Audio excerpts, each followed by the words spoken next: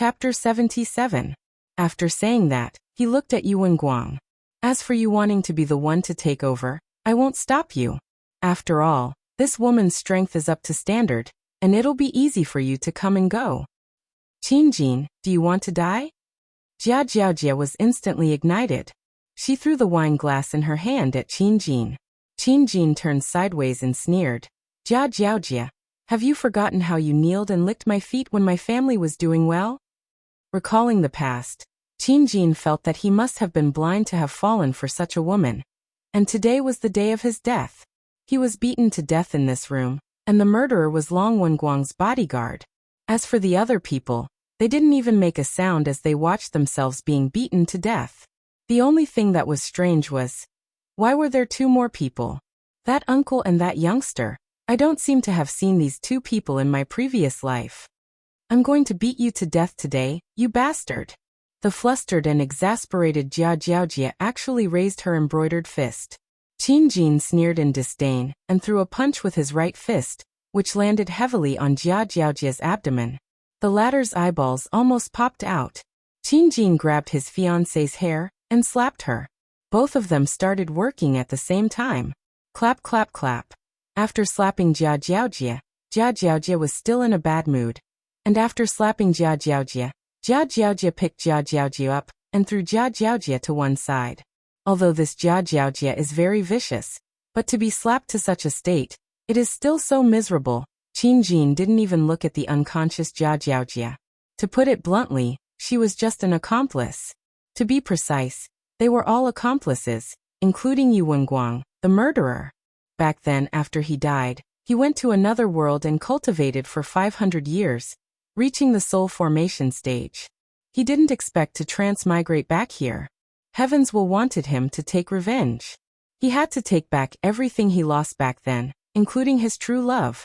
When speaking of true love, Qingjin took a glance at Tang Wei. His gaze contained a complicated look. Back then, he had indeed had a crush on this commoner school belle. Qingjin sat down and knocked on the table. Everyone, let's settle the score. Long Wenguang looked back at Jia Jiaojia and said lightly, Qingjin, kneel on the ground and kowtow 3 times. Maybe it's just the pain of losing your hand. Qingjin exhaled and asked, where are your bodyguards? Qingjin, kneel. Li Ba stood up and shouted. Qingjin gave him a backhand slap. Or are you asking to kneel? How dare you hit me? Li Ba covered his face in disbelief. Qingjin showed no mercy to these accomplices. He kicked Li Ba's kneecaps and broke his legs. Kneel down and repent, Qingjin said faintly. Li Ba was rolling on the ground in pain, and his wails filled the whole room. Soon he fainted from the pain. Tang Wei was obviously badly frightened. Her entire body was lying in Wei Chang's embrace. Today's situation was even more terrifying than that day. Qi Shuwen frowned. This Qingjin used to be very popular in school, but ever since his family went bankrupt, he changed. He didn't expect him to become so violent. Feng Qian finally could not hold back the panic in her heart and broke into a run. However, how could she escape Qingjin's gaze? Grabbing Feng Qian's arm, she raised her hand and slapped Feng Qian onto the ground. **Teach. You stay here as well. I've already said that none of you can escape. Feng Qian covered her red and swollen face. Qingjin, are you crazy? Feng Qian, do you think that I don't know what you have done? You act one way in front of others and another way behind others. Qingjin said faintly. He poured himself a glass of red wine and drank it very confidently. You. After taking a sip of the red wine, Qingjin said to Han Kaijia. This woman is very sick, be careful not to get infected. She is very good at lying. Han Kaijia's expression changed greatly as he looked towards Feng Qian. Qingjin smiled and said, don't you all understand? This Feng Qian is Jia Jiaojia's little sister. She is used to swindle resources. Tang Wei didn't expect that Feng Qian was such a person. The good that Feng Qian treated me in the past was all fake. Her motive was to harm me. My God, I am so stupid. Han Kaijia's gaze was sinister as he stood up and walked towards Feng Qian, then asked, is what he said true? Young Master Han, don't believe him. Qian is sincere towards you. Have you forgotten the happy time last night? Young Master Han, you were also extremely happy at that time. Qin Jin laughed. Young Master Han, she is terminally ill. You have to wear a condom. Young Master Han, I am not sick, he is lying to you. Feng Qian hugged onto Han Kaijia's thigh and cried out. Han Kaijia said blankly. Why didn't you let me wear a condom last night? Were you trying to pass the disease to me? Young Master Han, you have misunderstood me. I was just trying to make you feel even better. Young Master Han, does it feel good to be sick? Qin Jin mocked. Han Kaijia finally couldn't take it anymore. His eyes turned red as he raised his leg and stomped onto the woman on the ground. He shouted, slut. Go and die. Mother ** king slut. 100 stomps with all his strength. How could an ordinary woman take it? Feng Qian's eyes were wide open, and blood was flowing out from the corner of her mouth. She had long been stomped to death. When Qin Jin saw this scene, he thought of himself. I seem to have also been stomped to death like this. And this Feng Qian had also stepped on me before. Today is the day when I get my retribution. Enough. She has already been stomped to death by you. Yu Wenguang shouted. Mother ** king slut. Do you think I'll let you off just because you're dead? I'll even step on a corpse. F** CK. F** CK. For some reason, Han Kaijia got more and more excited the more he stomped. Especially when he saw the pair of eyes that had died with everlasting regret. He felt even better than last night. At this moment, Jia Jiaojia, who had fainted, slowly opened her eyes. The first thing she saw was Feng Qian, who had died with everlasting regret. Blood was still flowing out from the corner of her mouth, and Han Kaijia was stomping on her abdomen without any regard for his life. Han Kaijia, are you crazy? Jia Jiaojia propped herself up and shouted. Han Kaijia's eyes were bloodshot as he turned to look at Jia Jiaojia. This is the woman you introduced to me, the woman who is sick. Since when was Feng Qian sick? You're the one who's sick. And you still say she's not sick? Even Qin Jin says she's sick. Han Kaijia pointed at Qin Jin, who was drinking red wine, and shouted. Jia Jiaojia slowly stood up. Han Kaijia, has your brain been eaten by a dog? How can you believe Qin Jin's words?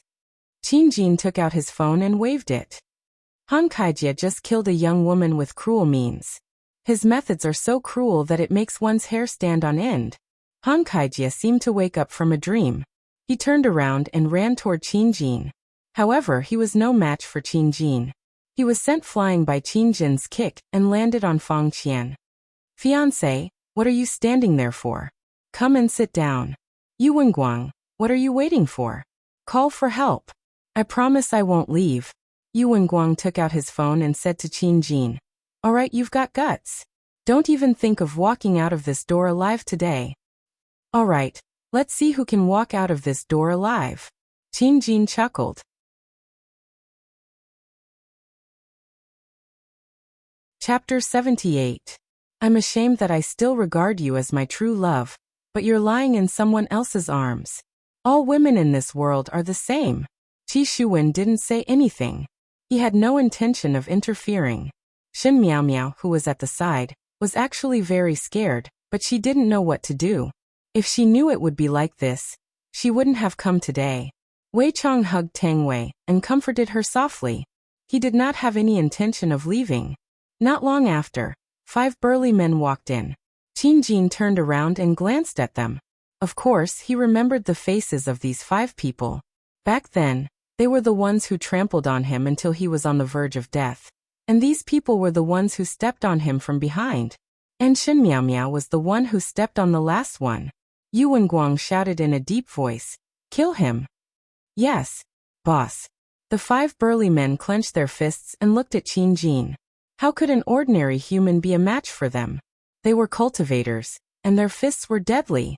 Of course Qin Jin knew this, but he was no longer the Qin Jin of the past. He was a powerful cultivator of the soul formation stage, and he could easily take their lives.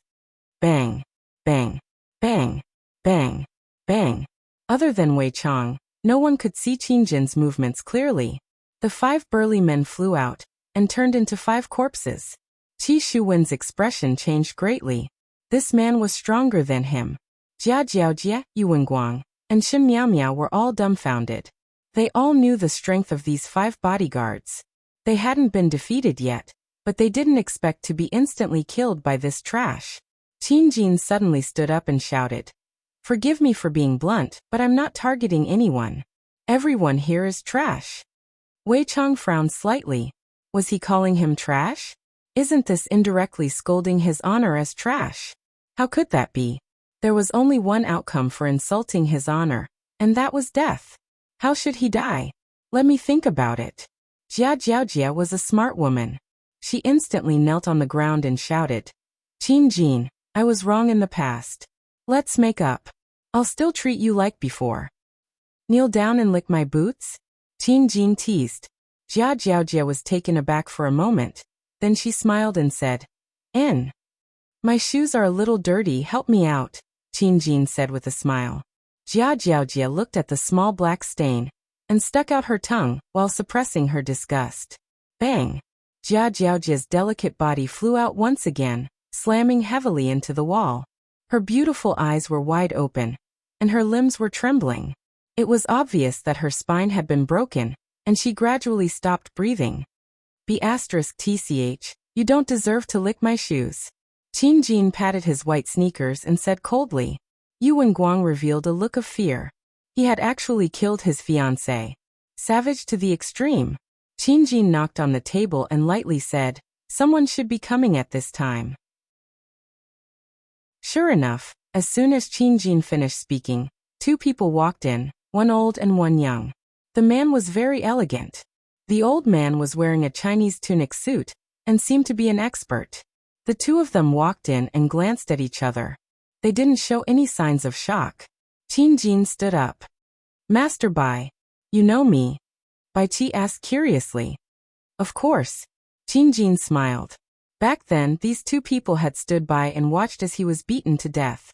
The old man on the side lowered his head and said, "Young Master Bai, this man is extraordinary. I suggest we take a look first." Bai Qi frowned slightly, but he still believed in the old man's decision. He smiled faintly and said, "Have fun, everyone." With that, he left the room. Qin Jin laughed softly. Wasn't it the same back then? It was just that he had the upper hand this time. "Young Master Bai, take me out!" Yu Wenguang shouted frantically. Unfortunately, the door was already closed and he couldn't open it no matter how hard he tried. "Yu Wenguang, stop shouting. No one will answer you even if you scream yourself hoarse," Qin Jin said calmly. Yu Wenguang shouted in a low voice, "Qin Jin, how dare you kill me? My father will definitely not let you off. Your family has so many brothers. If you die, they won't even be able to clap their hands in time. But I can give you a chance to live," Qin Jin said mockingly. "What? Only one of you and Han Kaijie can live. While he's still unconscious, you better make your move quickly. He's bigger than you. Otherwise, you might be the one to die later." Yu Wenguang looked at the unconscious Han Kaijie with a complicated gaze. Unexpectedly, Han Kaijie, who was lying on Fang Qian, moved slightly. This gave Yu Wenguang a fright. This Han Kaijie learned mixed martial arts for no reason. He reckoned that he would end up like Fang Qian, trampled to death later. He could only make the first move. "I'm sorry." Yu Wenguang could be seen picking up the red wine bottle on the table, walking to Han Kaijie's side. Taking a deep breath, he fiercely smashed the bottle down. Bang! The expensive red wine smashed onto the back of Han Kaijie's head. The red wine dyed Han Kaijie and the dead Fang Qian red, making the scene look extremely terrifying. Yu Wenguang thought that this would be enough. Who knew that Han Kaijie's finger was still moving slightly? He raised the sharp shard and directly stabbed it into the back of Han Kaijie's head. The red wine and blood mixed together. It seemed like Han Kaijie and Fang Qian had already fused into one. Tang Wei had already fainted. She had never seen such a cruel scene in her life. Shin Miao Miao really wanted to faint, but she was unable to do so. Qi Shuwen wrinkled his brows. "With my strength, I am completely not Qin Jin's opponent. I have to think of a way to escape." "Qin Jin, I still have something to do, can I?" Qi Shuwen asked. Qin Jin thought for a while. He didn't have any thoughts towards this person who suddenly appeared. He was just curious as to why he came. Furthermore, he was only looking for those people who killed him. Of course you can leave, Qin Jin said faintly. Qi Shuwen immediately let out a sigh of relief. Taking a look at Tang Wei, Qi Shuwen shook his head. I can't even protect myself. I won't be able to save her. Shin Miao Miao immediately turned to him for help, as if begging him to take her out. Qin Jin smiled. Don't make me change my mind. Qi Shuwen was shocked and immediately left. This person was so terrifying, and he had to continue devouring to ensure his own safety. Other than Tang Wei who had fainted, there were still 4 people alive at the scene. The rest were all dead. The thick smell of blood was so strong that even the air conditioner was unable to blow it away. Oh right, there was also Li Ba who had fainted. Wei Chang liked this taste very much, as if he had returned to the past. He admired this man's vicious methods, but it was a pity that he said the wrong thing. Qin Jin, I don't know you. Can I leave? Shin Miao Miao tried her best to remain calm, but her voice was still trembling. Are you sure we don't know each other? Asked Qin Jin lightly. Really? This is the first time I met you. Qin Jin laughed. It was indeed the first time he met Shin Miao Miao, but the scene back then was still lingering in his mind. Those rich people played with my dignity, and even stepped on my dead body. And this Shin Miao Miao, under their jeering, also stepped on me. Even now, Qin Jin could still remember the expression that Shin Miao Miao had when she finished stepping on me. She was nervous and excited. Qin Jin let out a breath. It's still the same old rules, only one of you can live.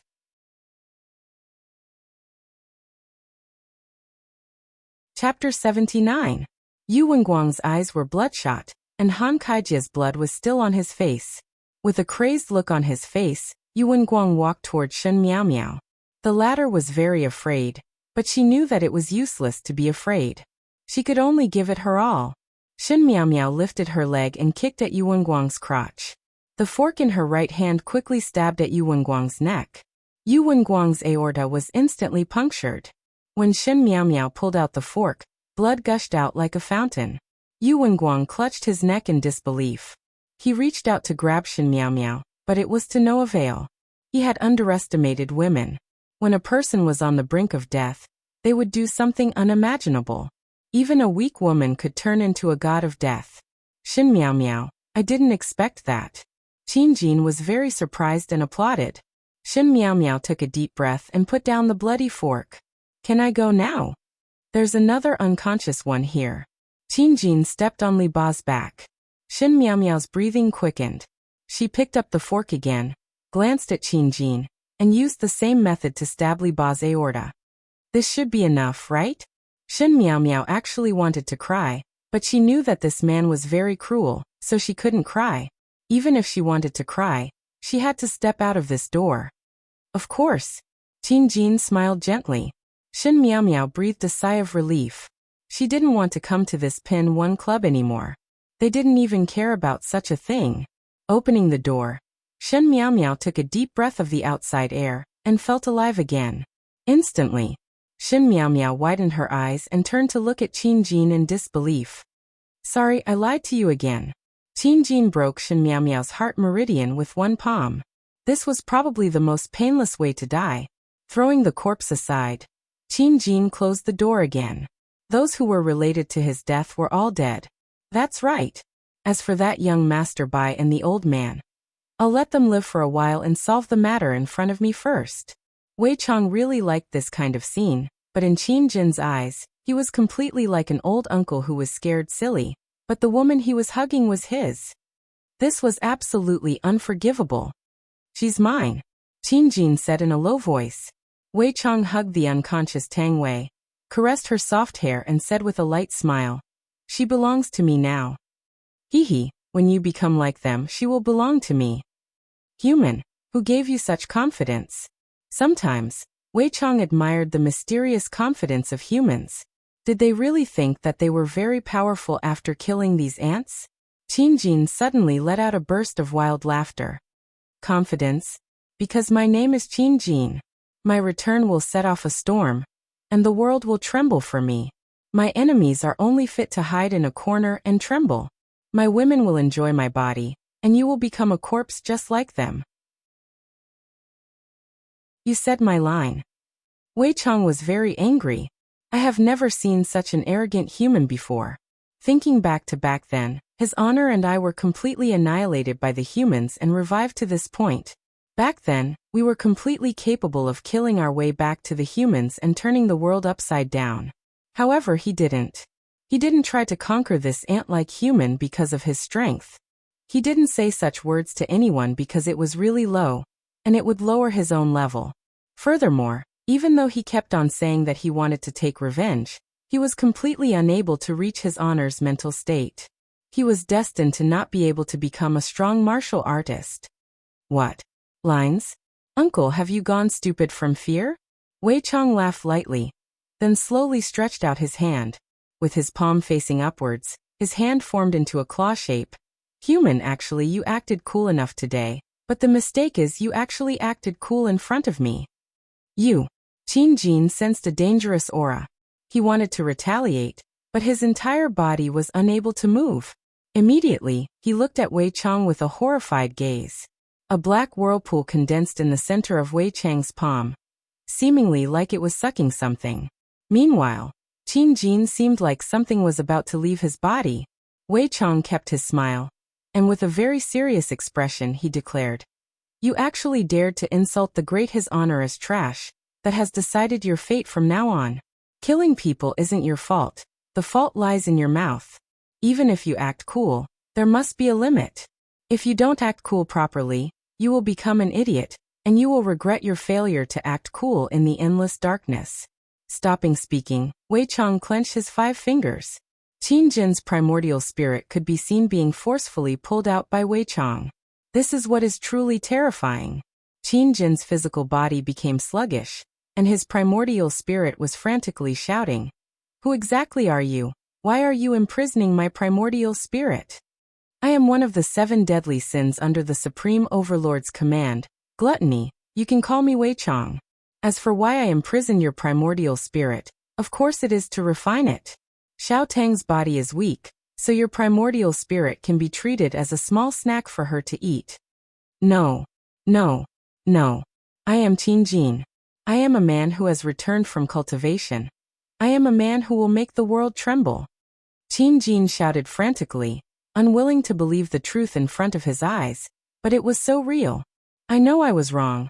I don't want this woman anymore. As long as you don't refine my primordial spirit, I will do anything you want me to. I will lick your shoes for you, okay?" Qin Jin knew the consequences of refining his primordial spirit.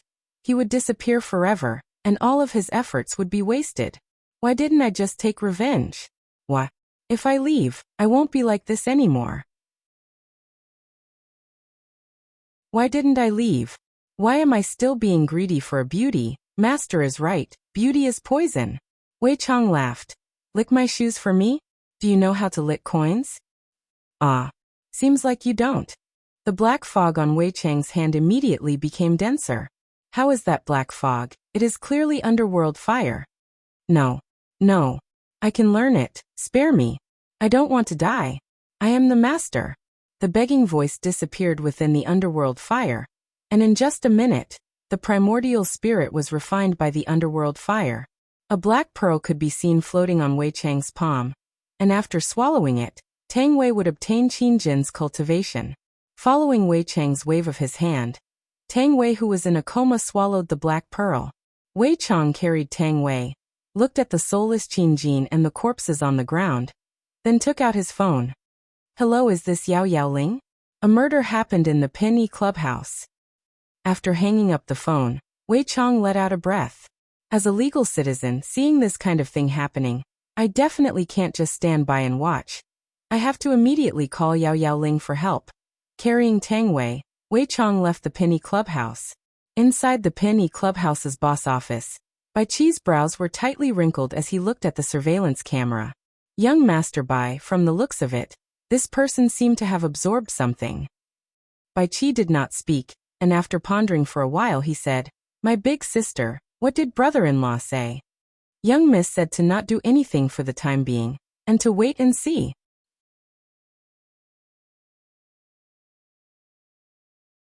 Chapter 80. Last night, Miss ordered this lowly one to investigate overnight. This man is called Wei Chong. He is the security captain of Leisure Bar. The woman in his embrace is just a waitress in Leisure Bar, and the boss of Leisure Bar is called Yi Hua. He is the man who won 50 billion from young master's brother-in-law last night. The first time they appeared was 5 years ago. At that time, they had come into contact with Fifth Master, and after that, they started to operate a leisure bar. Everything was uneventful until Qing family's Qingya appeared last month. Bai Qi asked confusedly, Qingya? What do you mean?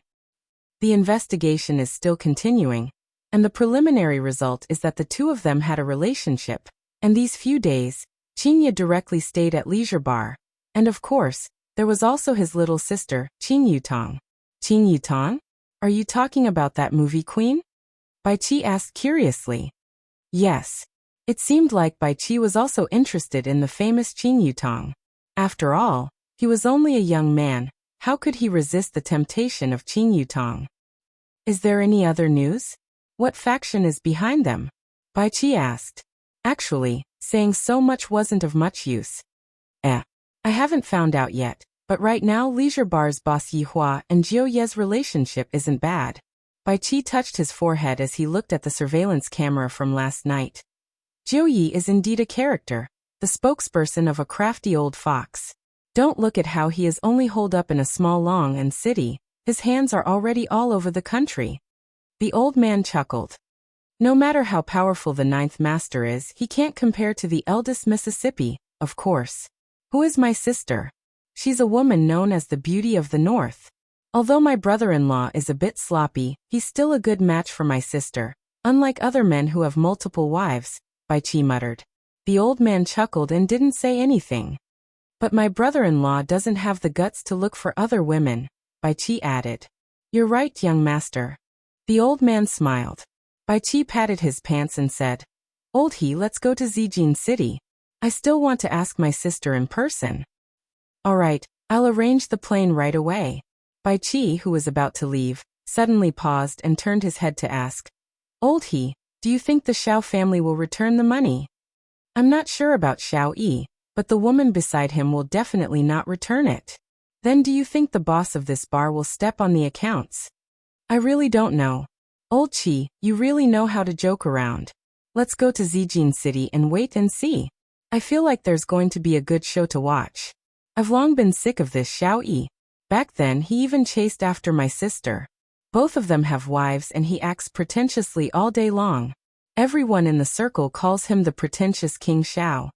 Bai Qi said with disdain. The old man followed behind silently, listening to the young master's complaints. I really hope that the owner of the bar can step on this act tough king, and let him know that there is always someone better out there. Young master, Xiao Yi's strength isn't ordinary. He's on par with the leaders of the other families. If we didn't surround him, it would be very difficult to make him lose face. Bai Qi sighed. How could he not know this? Otherwise, his sister would have long overturned the Xiao clan's doors. On the other side, Wei Chong carried the unconscious Tang Wei and arrived at a coffee shop, attracting a lot of people's attention. There were even some boys who were prepared to play the hero and save the beauty. And from there, they would be able to win the beauty. Wei Chong ordered a cup of iced coffee and quietly waited for Tang Wei to wake up. Back then, he heard that Lai Gu had killed 3 prehistoric beasts, and he even secretly took the meat of a golden delicate crane. In the future, I will ask Lai Gu to help me steal a piece of meat as well. Uncle Wei. Tang Wei could be seen slightly opening her beautiful eyes, but in that instant, Tang Wei's pupils were completely black, just like a deep whirlpool. But it was only for an instant. When Wei Chong saw it, he felt that it was not bad, right? You woke up. Uncle Wei, aren't we attending a banquet? Why are we here? Tang Wei rubbed her forehead, seemingly having already forgotten about what happened just now, selectively forgetting about it. Wei Chong said with a smile. Oh, you are drunk, so I brought you out first. Is that so? I won't make a fool of myself, right? Wei Chong lightly stroked Tang Wei's chin. Why would I? Tang Wei was very embarrassed. Uncle Wei sure knows how to seduce people. The shy Tang Wei lowered her head and tidied up her hair, not daring to look Wei Chong in the eye.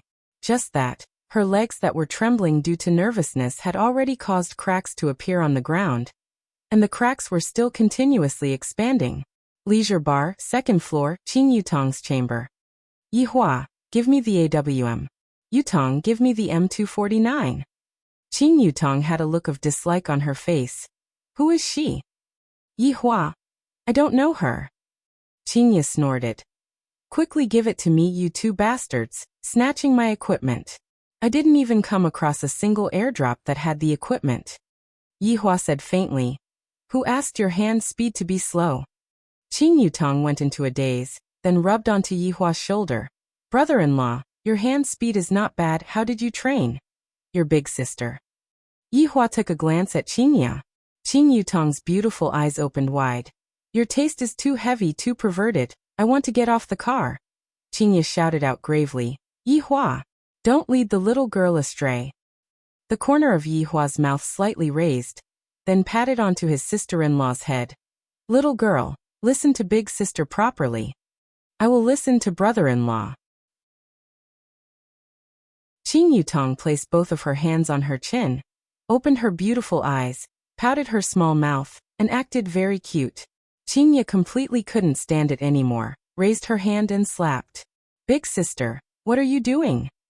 Qin Yutong rubbed onto her head, feeling very wronged, seemingly wanting her brother-in-law to make the decision. Yihua shook his head. Qin, Yutong is already stupid enough, don't hit her anymore. Brother-in-law you. Qin silently nodded her head. That is indeed the case. You all collude with each other to bully a lonely little sister. My dear little nephew, when are you going to come out? At least we can have a companion. Yihua. Qin. Right when the three of them were randomly showing off, a hand grenade appeared out of nowhere and entered through the window. However, before the hand grenade landed on the ground, it exploded. Yihua brought along his wife and sister-in-law and died, and there was also a water buddy who was hiding at the corner of the wall. Yihua. It's all your fault. Brother-in-law, it's all your fault. Yihua put down his mouse and said faintly. What are we eating for lunch? Yihua. You changed the topic again. Brother-in-law, how can you be like this? How about eating Sichuan cuisine? Or Hunan cuisine? Actually, I still want to eat grilled chicken wings. Qin stood up and stretched her waist. That perfect curve of hers immediately made people unable to take their eyes off her. Yihua expressed that he was already used to it, and Qin Yutong expressed that her curve was even better. Let's order takeout. I don't want to go out, it's hot outside. Qin casually picked up her phone and prepared to order on Meituan. Qin Yutong was rather surprised. Big sister, you weren't like this in the past. Could it be that you became lazy after getting pregnant?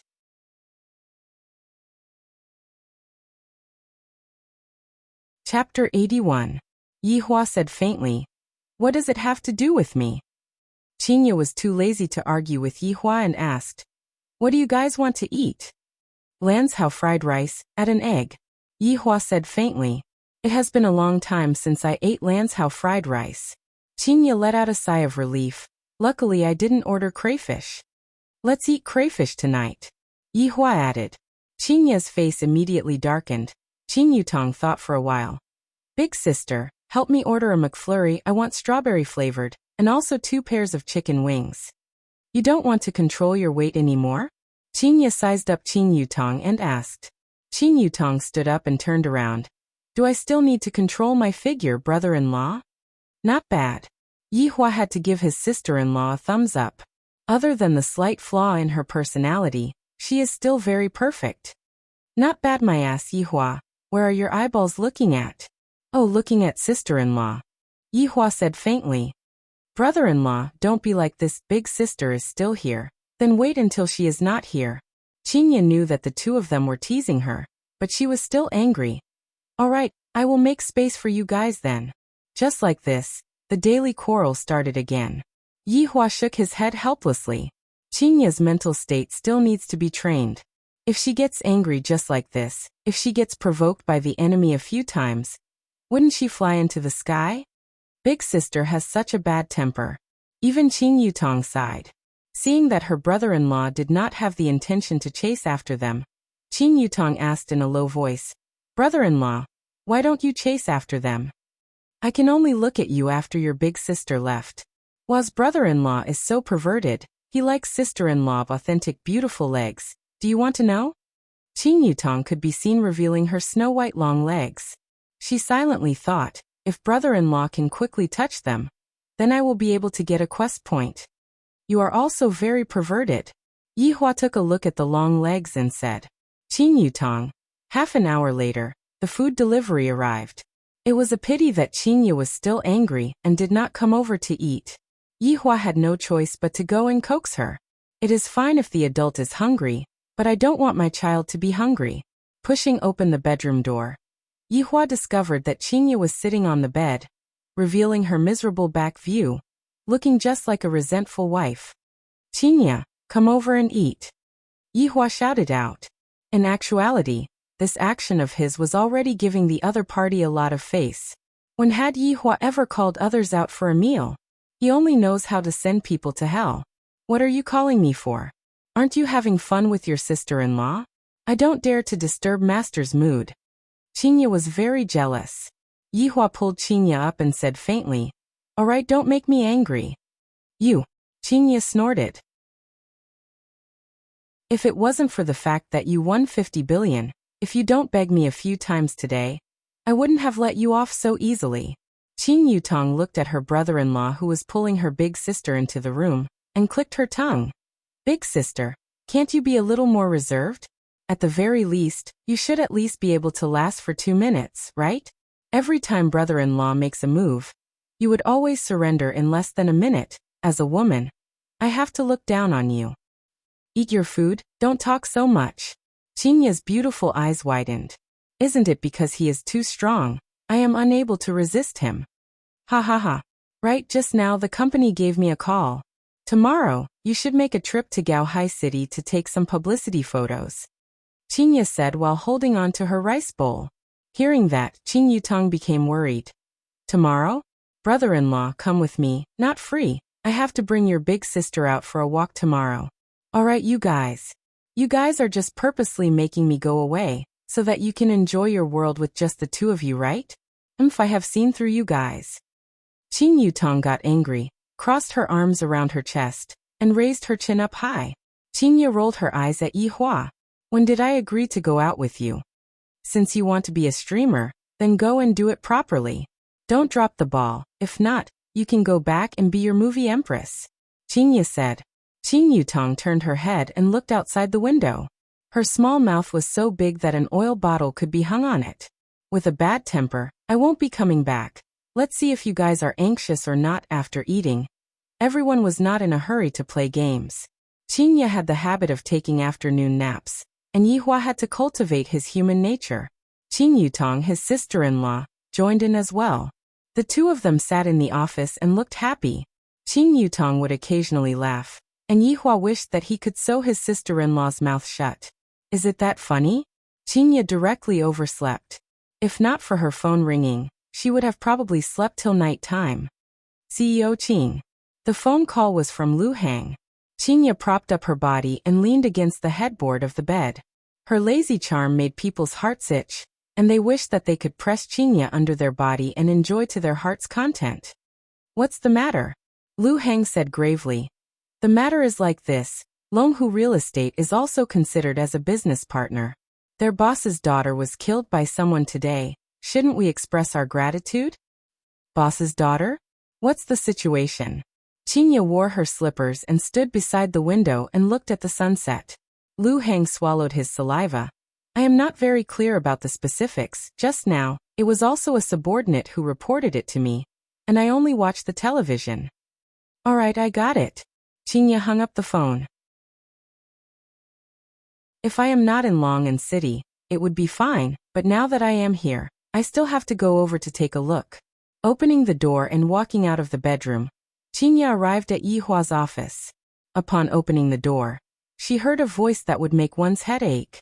I will still come back. They actually looked happy for the entire afternoon. Qinya wished that she could kick these two people awake. Just how old are they already? Big sister, quickly come, it is going to start again soon. Qinya picked up the remote control and changed to Long and City's channel. As expected, it was reporting about this matter. Audience in front of the TV. The place where I am at right now is the crime scene. Everyone can still clearly see the bloodstains on the ground. It can be seen how terrifying it was at that time. The murderer is even more shocking. This person is called Qin Jin. He is the successor of Qin Group, and among the people who died at the scene, there is even his fiancée. According to my understanding, after Qin Group went bankrupt, Qin Jin had been very quiet. I believe that the murder this time was meticulously planned by Qin Jin, and the method was even more inhumane. The deceased are all the children of Long and City's famous rich merchants. It can be seen how big his heart for vengeance is. The following scene is a bit too extreme. If there are children present at the scene, please move away. The scene changed. A man could be seen ferociously stepping on a woman. Although the scene was blurred out, the begging voice that came out from the television was shocking, especially that begging voice that gradually became softer, until it was completely gone. But that man was still stepping on the woman continuously, causing people's scalp to go numb.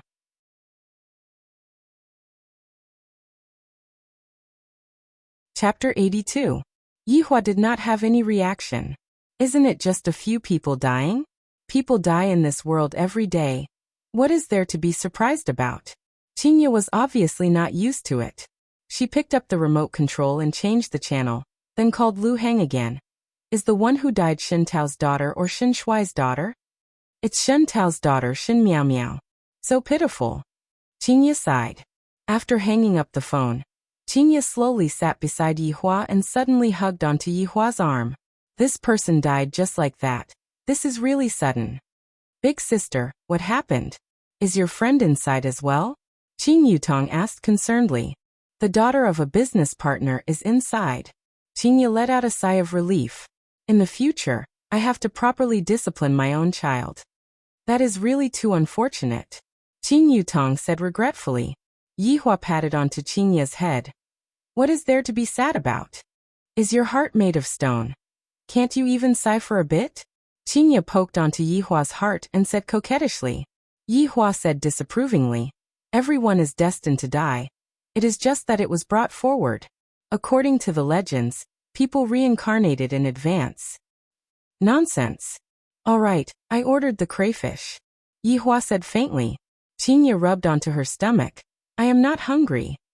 You can just peel it. Yihua, I am your wife, not your servant. Qin Yutong sighed. Big sister, don't quarrel with brother-in-law. You won't be able to hold on for more than a minute anyway, why bother? Yutong does have some opinions. Qinya, give up struggling. The two of you can. I will remember it. Qinya said angrily, but there was nothing she could do. I can't win against him, and acting coquettishly isn't my style.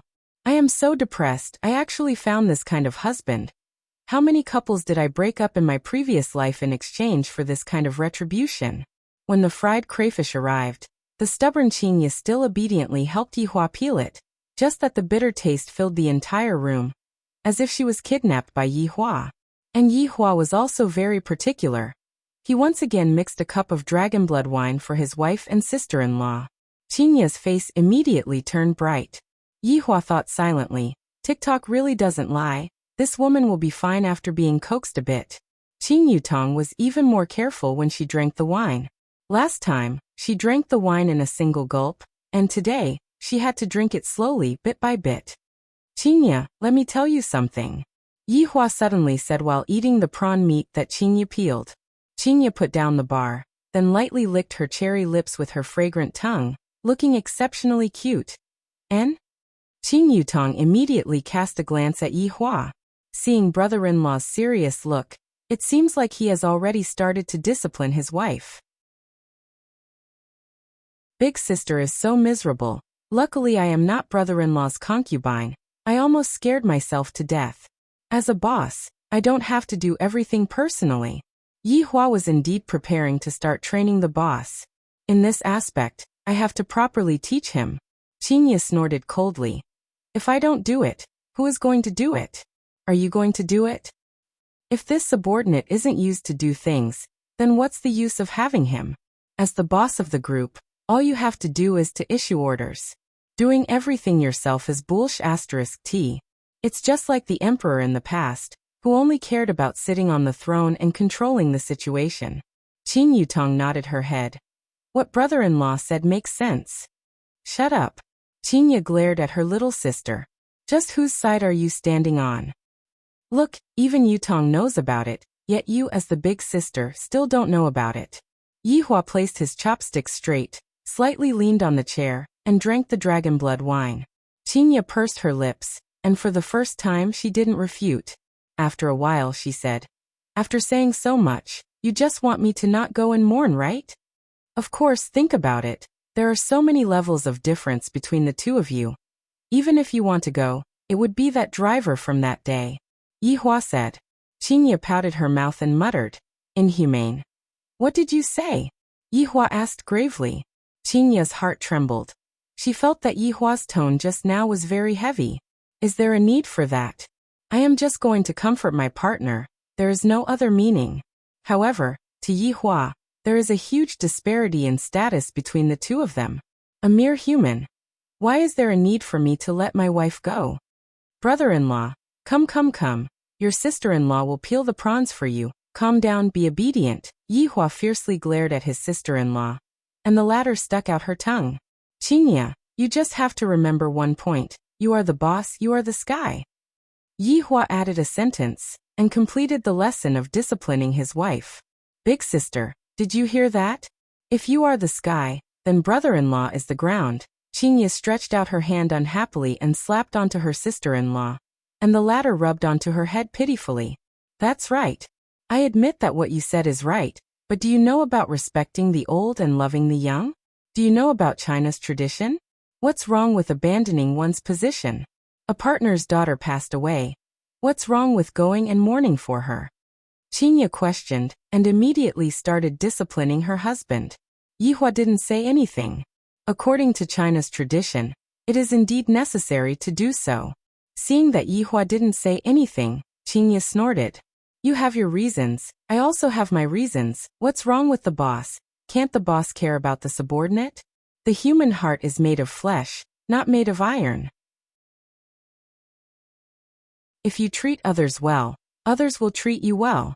Just like you. When have you ever treated me well before? Touch your own conscience and say, have you ever cared about me before? And what about me? In the morning, when I went to buy breakfast for you, I still had to be scolded by you. And I even had to peel crayfish for you. Did I ever say that my fingers were hurting from the spiciness? I have always been patient and tolerant. I also have a temper. Don't think that I am afraid of you. When I get angry, even I am afraid of myself. Yihua was a little startled, and Qin Yutong was also shocked by her big sister's imposing manner. She is truly a heroine among women. I have to give her a thumbs up and praise her. The more Qinya spoke, the angrier she got, and she began to complain about the grievances she suffered these few days. Also, you only know how to watch cartoons every day, and now that you are addicted to playing games, you still don't go out and look for a job. That's right. I can support you for your entire life, but you also need to have a bit of ambition. If the child sees that his father only knows how to watch cartoons and play games, how disappointed would he be? Also, don't think that just because I treat you well, you can bully me as you wish. I, Qinya, also have my dignity. Please respect me. After finished speaking, Qinya swallowed her saliva. Looking at that stupefied look on Yihua's face, I wonder if he is going to get angry again. After a long time, Yihua said to Qin Yutong, Yutong, how about ordering another 5 pounds of sugar? Qin Yutong didn't know how to reply, and chose to remain silent. Qinya was angered to the point that she was biting her lips. Not only did this person not talk back, but he is actually punishing me in disguise, shameless to the extreme. I was wrong. Qinya lowered her head and admitted defeat. Even she herself didn't know why she had to be like this. If it was in the past, she would feel that she had lost a lot of face, but right now, she didn't feel like this. The corner of Yihua's mouth slightly rose. You are not wrong, I will accompany you tonight. A dignified supreme overlord being scolded by his wife, and he still can't refute. This is truly embarrassing. This matter has to be kept a secret, and all the people who know about it have to be silenced.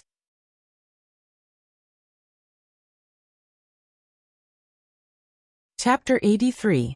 The one who was the most shocked was definitely Qinya. Right now, I can still be considered to have understood this man. As long as you go against him even a little bit, he would not let you off. I didn't expect that he would actually change today. He even took the initiative to say that he would accompany me. Is he expressing his goodwill to me? At least he has a bit of conscience. He knows how to curry favor with his wife. Yihua only felt that what Qinya said was reasonable. If one wants to understand human nature, then one has to get along. Cartoons are only one side of things. Yihua actually wanted to learn a bit from Qinya.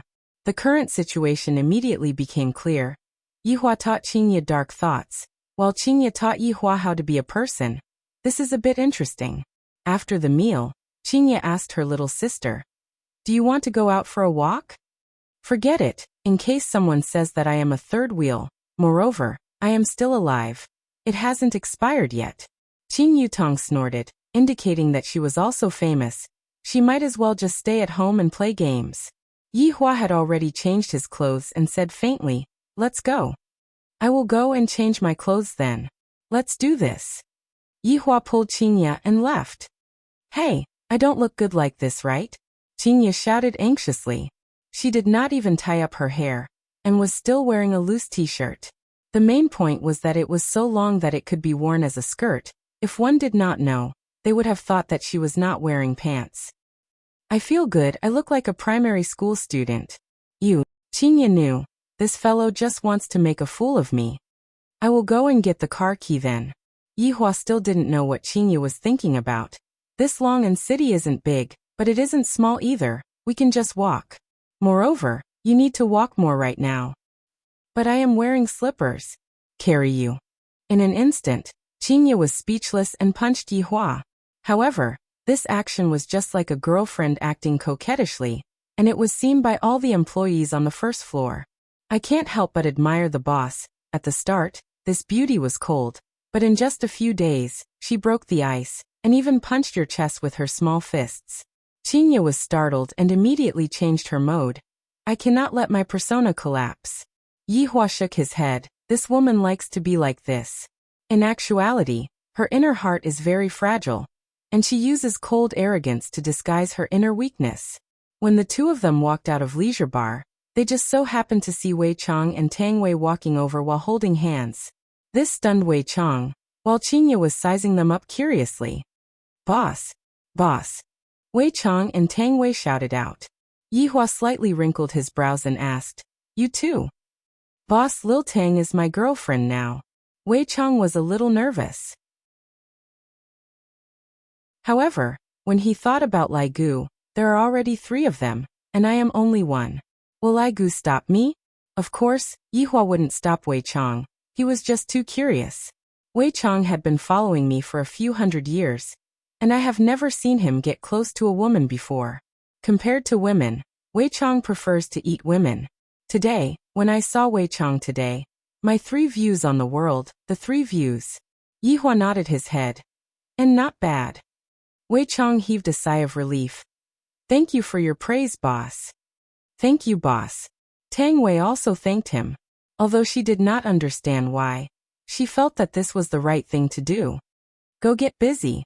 "Yes." Qinya took a puzzled look at Yihua, then followed after Yihua. Upon seeing that Yihua's brows were tightly wrinkled, Qinya asked, "What's with that expression of yours? Are you unhappy that they are together?" "No, I'm just curious, that's all," Yihua said lightly. "What's there to be curious about? It's just that their age is a problem. I don't think it's a problem at all." Qinya was rather open-minded and didn't feel that there was anything wrong with this matter. Speaking of age, we are also a few hundred years apart.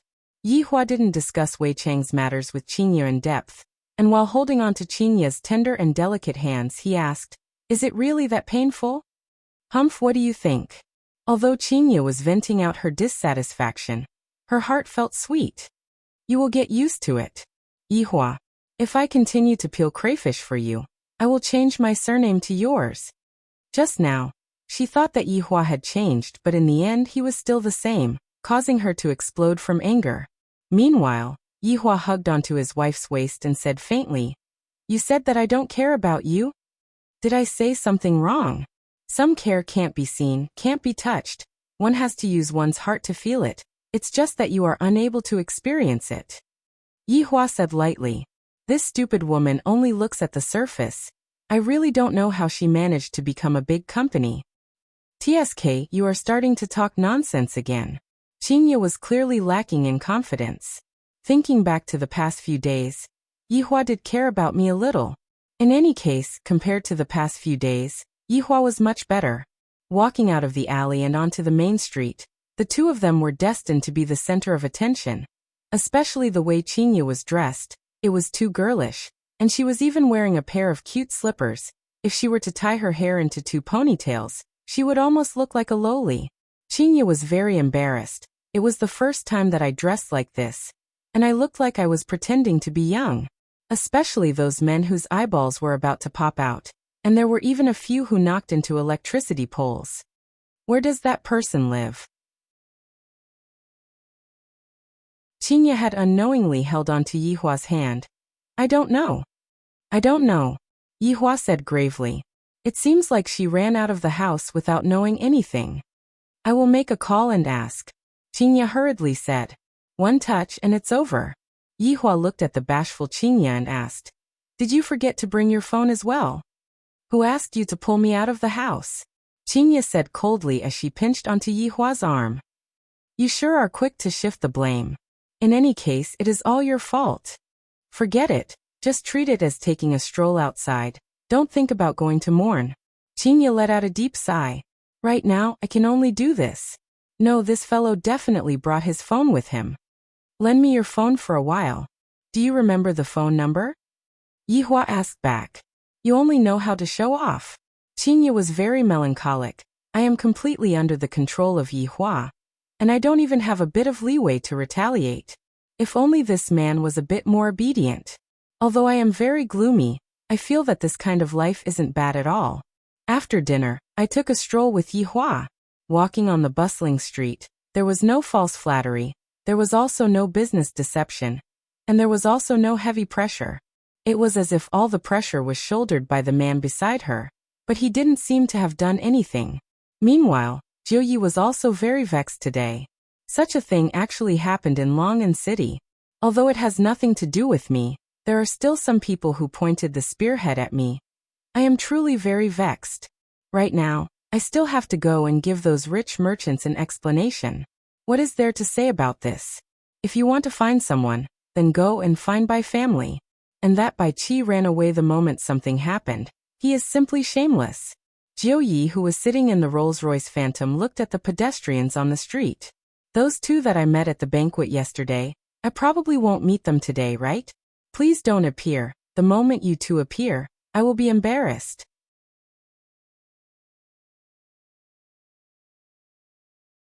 Chapter 84. Damn it. Why did I have to pass by this road just now? Oh my god.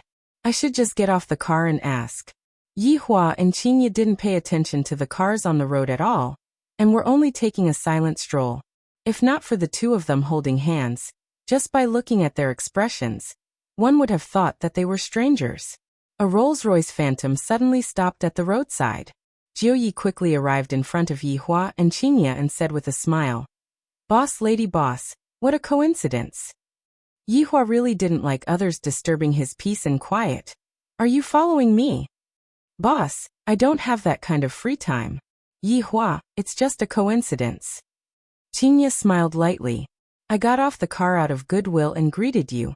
Yet your face turned black. You are not giving me face at all. Lady boss sure is magnanimous." Jiuyi had a good impression of Qinya. Not only is this woman beautiful, she also has a good heart. Qinya asked with a smile, "Where are you going, Director Gong?" "Lady boss, don't call me Director Gong, just call me Xiaojiu." Qinya was a bit stupefied. This was the first time I met such a humble person. Yihua said faintly, "Just call me when I ask you to." Jiuyi laughed dryly. "Lady boss, I was just about to go to Qinghe Garden. It's all because of that matter that happened at noon." "Murder?" Qinya asked. "Lady boss knows about it too. Those relatives of mine are making a fuss right now. I have to go out and talk to them. Just nice, I was just about to go out as well, Qingye said and poked Yihua's waist. Yihua really wanted to give this Jiuyi a slap. It's fine if you just drove by. Why did you have to get off the car? Are you bored? Can't you see that I am taking a stroll with my wife after dinner? Boss, lady boss, please get on the car. Jiuyi exclaimed that he was very lucky. If the boss went out, things would be much simpler. Just that, will the boss go out? This is a problem, this isn't right. As long as the lady boss goes out, doesn't that mean that the boss also has to go out? Yihua helplessly let Qingye lead him away. To be honest, Yihua really wasn't willing to go. I might as well stay at home and play games with my sister-in-law. Qinghe Garden was a cemetery in Long City. The people who were able to live in this cemetery were mostly the elders of rich people. The price of the cemetery was about the same as buying a house, but the size of the cemetery was even smaller than buying a house. However, today's Clear Harmony Garden seemed to be exceptionally gloomy, and there was even a bit of austere atmosphere in the atmosphere. Qingye looked at the black-clothed men who were standing on both sides of the hall. Their sleeves were tied with white silk scarves, and they looked as if they were prepared to fight. Qingye couldn't help but hold on to Yihua's hand tightly. The entire road leading to the park was filled with men in black. The cars that entered were stopped without permission. Of course, they didn't dare to stop Lord Jiu's car. Basically, it was the reporters. When the reporters saw Lord Jiu's car, they were all excited. Driving all the way up the mountain, the parking lot was filled with all kinds of luxurious cars. The entire garden was divided into 5 areas, and they were even marked. Shen Clan, Jia Clan, Yu Clan, Han Clan, Li Clan. These 5 families were most likely the most famous families in Long City. Of course, there was also Qing family. Unfortunately, in just one afternoon, all the juniors had been killed. Although the murderer had been caught, this was not enough to vent their anger. It was also impossible to let this matter go just like that. As the owner of the clubhouse, Bai family had yet to say anything. When those big shots in front of the morning hall saw that Lord Jiu's car had arrived, they quickly walked over. Lord Jiu really wanted to cry. If this couple wasn't here, how dignified would I be? With them here, I am just like a small follower. Lord Jiu, who was originally sitting at the back of the car, sat on the front passenger seat. After the car stopped, he got off the car first. When everyone saw Lord Jiu getting off the front passenger seat, they were puzzled for a bit, but they didn't think much about it. Lord Jiu, you have finally come. Lord Jiu, you have to uphold justice for us. Lord Jiu, that Bai family is bullying us too much. This northerner is already riding on our heads. Lord Jiu, you have to be the judge. What's the rush? Can't you see that I still have to open the car door? Under everyone's astonishment, Lord Jiu personally opened the front passenger seat door. Seeing the woman who got off the car first, everyone was stunned. Although the woman was not dressed that well, it was unable to conceal the beauty that was in her bones. That long t-shirt added a different kind of allure to the woman. Those juniors were all dumbfounded. Why is this woman so beautiful? She is too perfect. Li Qianyi was the family head of Li family. He had a very fat build. Who knows how many layers his chin had? Why does this woman look so familiar? Li Qianyi felt that he had seen her somewhere before. Han Wei was the family head of Han family. He had a slightly fat build. I think so too. Yu family's family head. Yuxi's complexion was very bad. Why would Lord Jiu open the door for a woman? Jia Gao Ao, who was wearing a pair of gold-rimmed spectacles, said, perhaps she is some big shot. And Shen Tao recognized Qingye with a single look, as if he had seen his savior. He knelt in front of Qingye. CEO Qing, you have to uphold justice for me. I only have this one daughter. She is usually very obedient, but after not seeing her for a few hours, she has already sent off her daughter. Everyone was shocked. No wonder she looks familiar. She is actually Qing family's Qingye. How did she become so beautiful? In actuality, Shen Tao was the most miserable. He got his daughter when he was old, and he doted on her too much. She was the kind of person who was afraid of melting when she was in his mouth and afraid of breaking when she was in his hands. Brother Miao Miao is so pitiful. Xin Shui, that damn fatty, knelt beside Xin Tao and cried very reluctantly. Brother only has this one child, and now that she has passed away, I might not be able to give birth to another child even if I want to. If that's the case, I can only take advantage of my son in the future. This is truly an accident. Qingye did not expect that Xin Tao would have such a big reaction. She wanted to help Xin Tao up, but Yihua just happened to come out from the car and stop Qingye. That's right, this is done on purpose. Kneeling down is their honor. Ignoring them is your right. Everyone's gaze landed on Yihua, and discovered that the women of Qing family seemed to be taking this man as their master. This is too mystical, too sudden. Some people recognized Yihua. After all, they had attended the banquet last night, and also heard about the gambling house last night. Truly crazy, gambling all of their family's wealth. I heard that in the end, Xiao family and Tang family left with a black face. Boss, lady boss, we have arrived. Lord Jiu's heart was bleeding. In the future, if I see them, I will take a detour. The dignified Lord Jiu actually called them boss and lady boss. Just what is going on? Could it be that that man has a special identity? If not, why would Lord Jiu be so respectful? CEO Shen. The dead cannot come back to life, my condolences. Qingye said in a deep voice. For a man to cry so pitifully, it could be seen how much pain his heart was in. Yihua did not make any speech. As a man, what does crying count as? If it was my subordinate, I would have given him a slap. CEO Qing, Lord Jiu, my daughter died in vain, but the murderer that was caught is an idiot. It must be the doing of the rank 1 club. Xin Tao hammered the cement floor, feeling that everything that happened today was done by family from behind.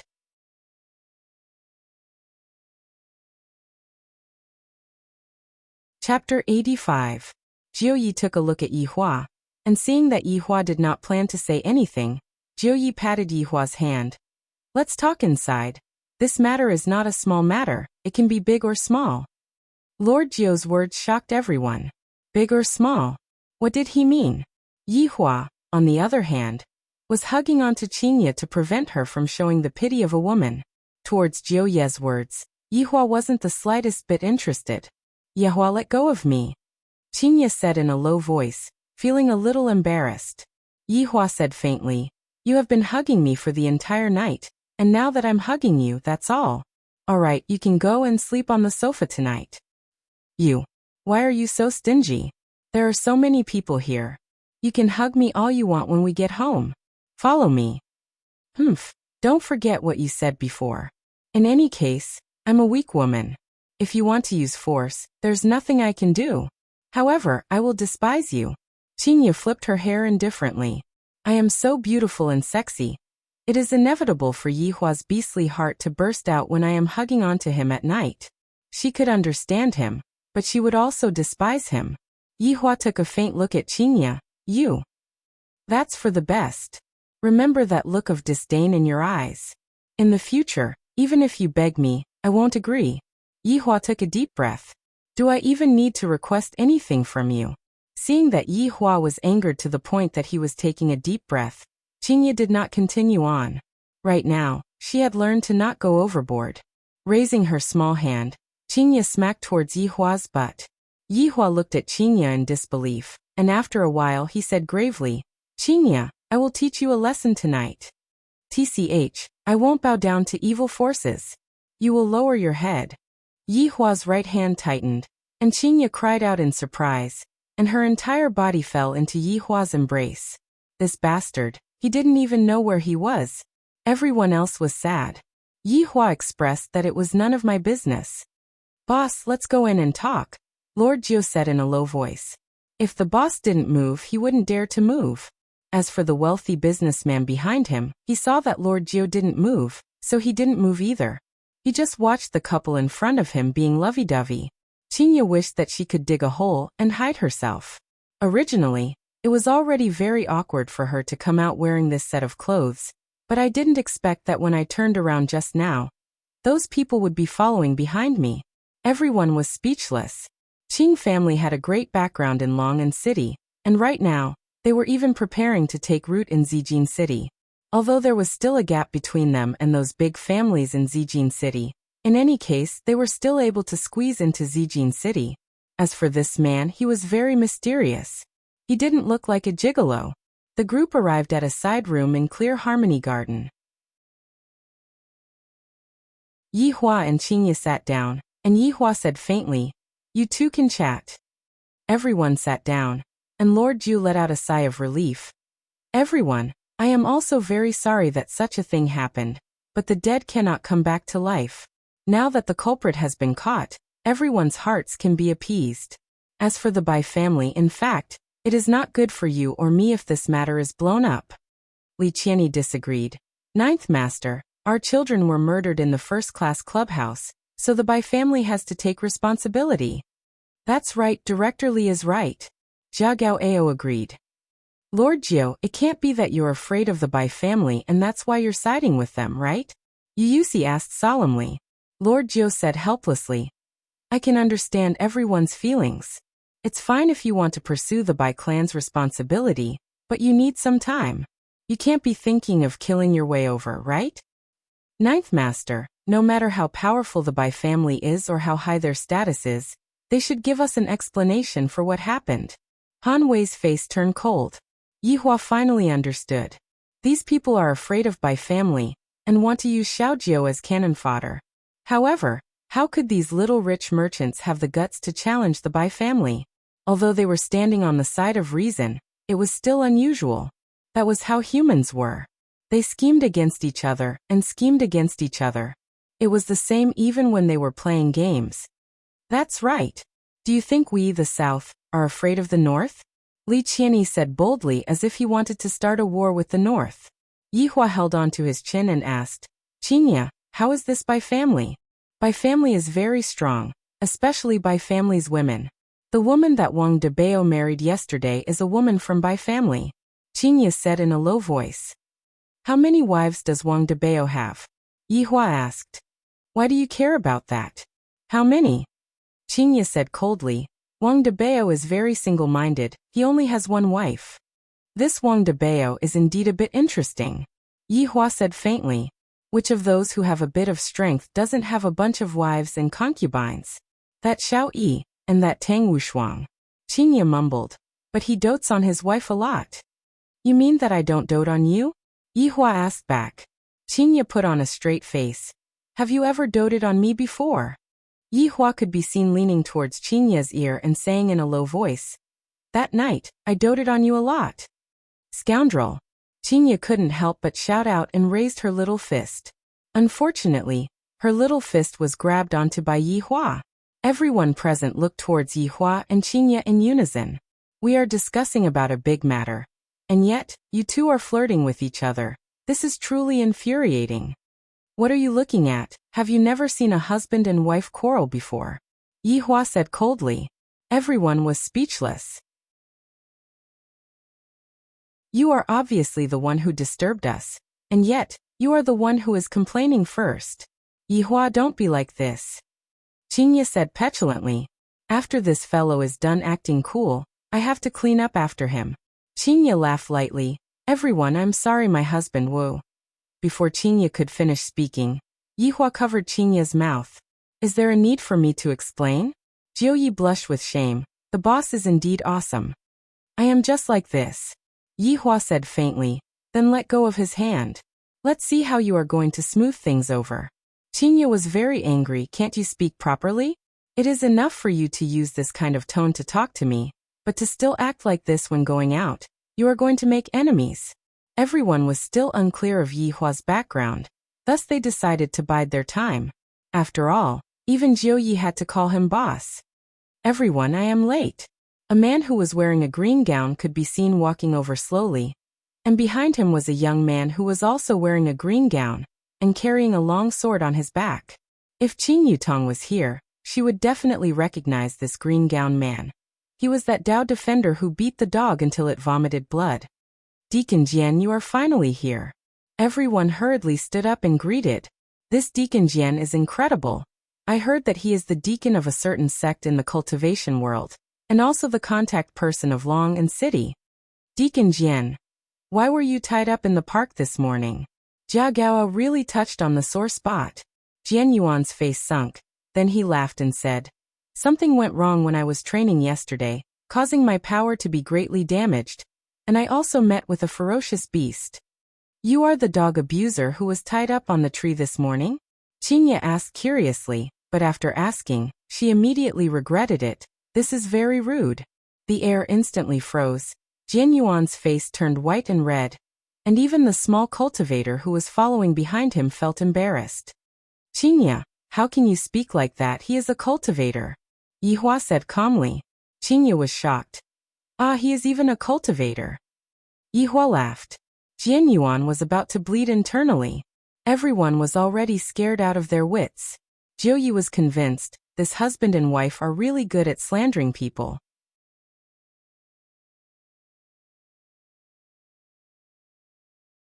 Chapter 86. The atmosphere at the scene was already awkward to the extreme. Qinya wished that she could bite Yihua to death.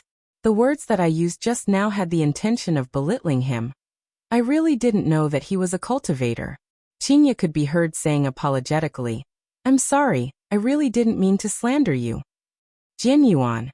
Everyone. Qinya opened her beautiful eyes wide, feeling that she had said the wrong thing again. Really, being pregnant makes one foolish for 3 years. No. I must have been infected by Yihua. He is going to take the blame for me. How could Jian Yuan be calculative with an ordinary person? There were rules in the cultivation world. One cannot harm an ordinary person. If not, one would definitely be punished. Young lady, it's fine. Jian Yuan didn't know how he was feeling right now. It might be the same as yesterday night, that kind of sullen, that kind of powerlessness. Yihua reminded, she is not a young lady anymore. Qinya rolled her eyes at Yihua. Is this fellow really going to anger me to death before he stops?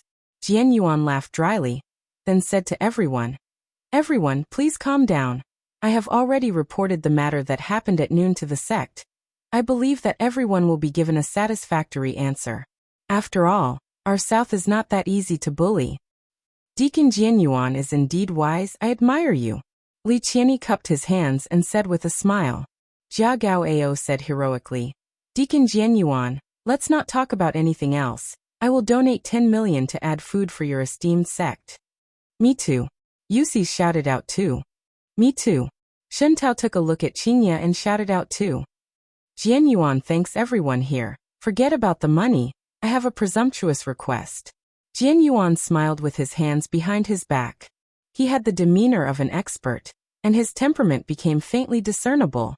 Not at all like a person who was being hung up. Hanwei said, Jian Yuan is too polite. If there is anything you need, just say it. As long as it is within my capabilities, I will definitely do my best. Actually, it's nothing much. I heard that everyone bought a mountain together and is preparing to develop it. My sect is also interested. The money will naturally be given to everyone, and also my sect's miraculous medicine. Hearing that, everyone's expression immediately stiffened for a moment, but they who were cunning also instantly came back to their senses. Yihua could be considered to know what Jian Yuan was planning. From the looks of it, the reason why these few people dared to be so arrogant was all because of that mountain. And this Jian Yuan was planning to get a share of the loot. Lord Jiu was also a little puzzled. Recently, they had indeed teamed up to develop a mountain. More accurately, it was a few mountain peaks. At that time, he didn't have high hopes for it because it was too remote. Now that Jian Yuan mentioned it, he immediately knew what they were thinking. No wonder they dared to be so arrogant. They had probably obtained some treasures, or they wanted to create a diversion and create chaos first. Only then would they be able to sit back and enjoy the benefits of others. Just that, how did Jian Yuan know about it? Also, what kind of treasure was inside that mountain? Thinking back to why Xiaoyi wanted to invest in Long and City, could it be that it was also because of this mountain? Instantly, Lord Jiu's curiosity was piqued. Qinya stealthily sized up the two cultivators. In the past, I have only seen cultivators in movies or novels, but now that I am standing in front of real cultivators, why do I feel that they are so unreal? Even my view of the world has changed. Are they able to step on the small swords on their back and fly? That was way too powerful. What are you thinking about? Yihua asked. Are they really cultivators? Qinya was still unable to believe the fact before her eyes. Yihua said faintly. Actually, I am also a cultivator. Qinya immediately rolled her eyes. Qinya, your ability to roll your eyes has improved a bit. Yihua, your ability to brag is getting better and better. Yihua laughed lightly. What if I am a cultivator? You are? I, Qinya, write my name backwards. There is no need for that. As long as you promise to listen to me obediently. You cannot go west when I say east. Yihua revealed out a mysterious smile, causing Qinya to become flustered. Qinya's eyebrows wrinkled slightly. What kind of tricks is this fellow trying to play again? Alright. If you are not a cultivator, then you have to listen to me, and in the future, you have to peel crayfish for me. Alright. Yihua agreed very straightforwardly. This woman actually dares to make such a bet with me. She is truly silly to the point of being adorable. Yihua could be seen taking out his phone and turning on the recording. In view of the fact that sometimes, you always run your mouth off, I have to record it. You are the one who runs your mouth off. Qinya couldn't help but raise her voice, causing everyone that was sitting at the table to have a headache. Jianyan laughed lightly. Madam, can you lower your voice a bit? We are currently discussing some matters. I'm sorry. Qinya hurriedly nodded her head and apologized. Yihua said faintly. You all be quiet, don't create trouble for me. It wasn't easy for Yihua to trick Qinya, so he mustn't let her down. After adjusting the recording, Yihua said, Speak. Towards Yihua's childlike actions, Qinya was helpless and said, If Yihua is really a cultivator, I, Qinya, promise to be obedient in the future. Yihua will be my sky, alright? Yihua was very satisfied and kept his phone. You are a cultivator as well? Jianyan asked curiously. I am unable to see through this man's cultivation. Yihua nodded his head. Loose cultivator? Yihua said, self-cultivation. That's right, Yihua is self-cultivating. Could it be that an undead wants to enter the human world to learn? You are thinking too much. Even the other races look down on the undead. They are just like street rats. Your distinguished self said that you are a cultivator. How about you give me a few moves? The young man that was with Jianyan said. He had long disliked Yihua. Forget that Yihua is handsome. Even his wife is so beautiful. Yihua suddenly said coldly, Since you all were rude to my wife, I shall properly teach you all a lesson. Yihua, stop messing around. Qinya shook Yihua's arm. It is one thing for you to act cool in front of your wife. After all, we are all family, but now, you even went to act cool in front of others. Yihua patted onto the back of Qinya's hand. Qinya, remember what you said just now. Suddenly, Yihua stretched out his index finger, and a purple flame appeared out of nowhere. That bewitching color made people unable to take their eyes off of the purple flame. When that purple flame shone onto Yihua's face, it made people exclaim in admiration. Yihua flicked out his finger, and the purple flame landed on the ground. The flame did not extinguish, nor did it melt the ground, as if it was just an illusion. Qinya, who was at the side, was already stunned. Yihua can't be playing magic, right? But this is too strange, right? An even stranger thing could be seen happening. That purple flame actually slowly twisted and formed into a head and 4 limbs. Just that. Why is there a bottle gourd on the head?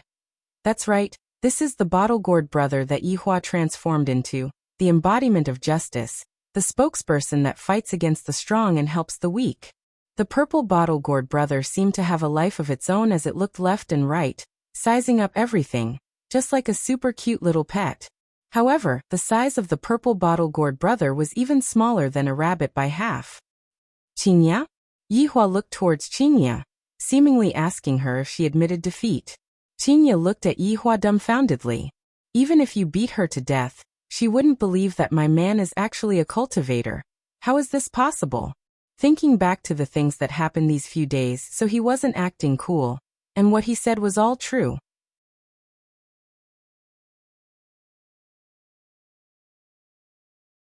Chapter 87. Qinya's brain was unable to function normally, and was currently in a frozen state. Not to mention Qinya, everyone, including Jiuyi, was stupefied. Even Jianyuan was stupefied. To casually create a living spirit, how is this possible? The face of the young man at the back was filled with disbelief. How can he be a cultivator? This is definitely fake. Evil arts of the pugilistic world, watch my sword. The young man immediately pulled out his sword and stabbed towards the Calabash brother. I want to expose his lies and let everyone here know that he is a gigolo. I also want that beauty to know that he is a swindler. The purple Calabash brother looked at the incoming sword curiously, and did not move at all. However, the sword that was glowing with white light easily pierced through the body of the Calabash brother. Everyone couldn't help but let out a sigh of relief. A complacent look appeared in the young man's eyes. He even looked towards Yihua, seemingly saying that this little thing is not much, I killed him easily. Yihua did not say anything and poked Qingya's forehead. Stupid. Qingya came back to her senses and said, You are the stupid one. How do you want to deal with them? You decide. Yihua said indifferently. In any case, I didn't do it myself, so I didn't break the rules. Qingya punched Yihua. What do you mean deal with them? Your Calabash brother was pierced through the heart. Pierced through the heart? Yihua smiled and did not say anything. The purple Calabash brother touched the sword, and seemed to be very curious. However, just this small action of his made everyone gasp in shock. He didn't die. The young man turned pale with fright, and tried to pull the sword out with his right hand. But the Calabash brother grabbed onto the sword and seemed to be very unhappy. This is my toy. Back off. Jian Yuan shouted lightly. Deacon, I can't pull it out. The young man was very helpless. Just what the hell is this Calabash brother? Suddenly, a purple light emitted out from the hand of the Calabash brother, and the sword was instantly wrapped up. The young man revealed a look of shock and immediately let go of the sword. The Calabash brother swung his hand, and the purple sword floated in the air, looking very dazzling. Qingya, do you want them to live or die? Yihua asked Qingya, who was absent-minded. Qingya looked at Yihua blankly. She was getting more and more confused about Yihua. Just what kind of person is he? He knocked on the silly woman's head and said, You look pretty cute in this adorable way. Why did you knock my head? Qingya rubbed onto her head petulantly. You haven't answered me yet. Answer what? They have offended you. It's not like other people did it on purpose. Forget about it, forget about it. Qingya said in a low voice. In the end, Qingya was still just a little woman.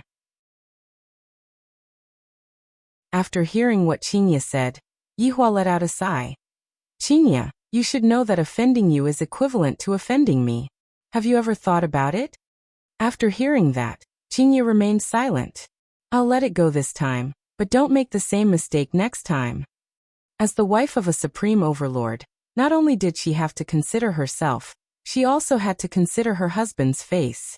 Qingya bit her lips, not knowing what she was thinking. However, everyone listened to the conversation between the couple. They were simply showing off to the extreme. What did they mean by offensive? Did they think they were emperors? However, they only dared to think about it, and didn't dare to say it out. They were afraid that the purple sword in the sky would give them a chill. At noon, the juniors were all annihilated. Could it be that the seniors are going to die together with them at night? Jiuyi finally understood the advice that his big brother gave him before he died.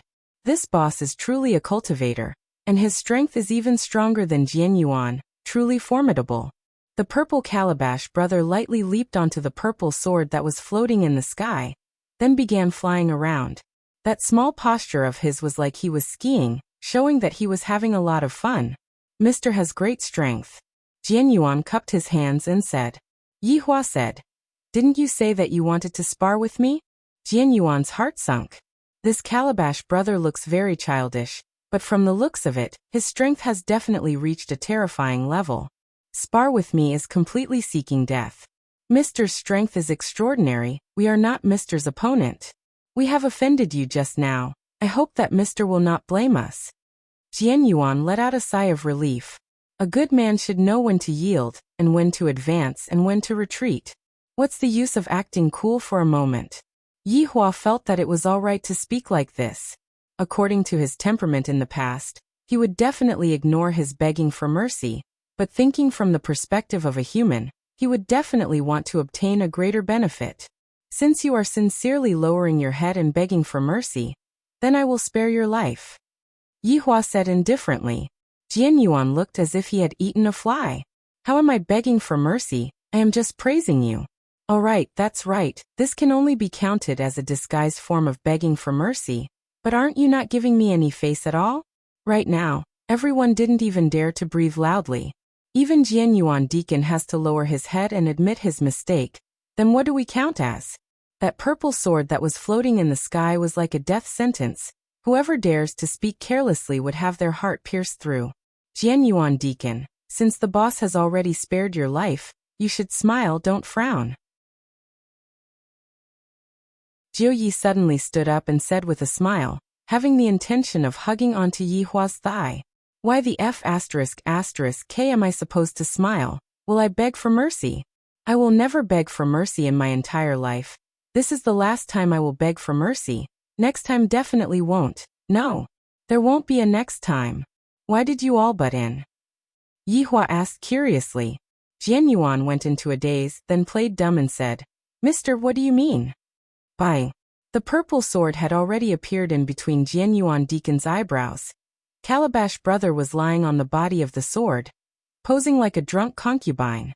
If not for the fact that the situation wasn't right, Qingya would definitely laugh out. Jian Yuan didn't know why, but his body was already out of control. This sword might was too huge, but it was only released by Calabash Brother who was lying on the body of the sword, and from start to finish, that man had only thrown out a purple flame. Think about what I mean.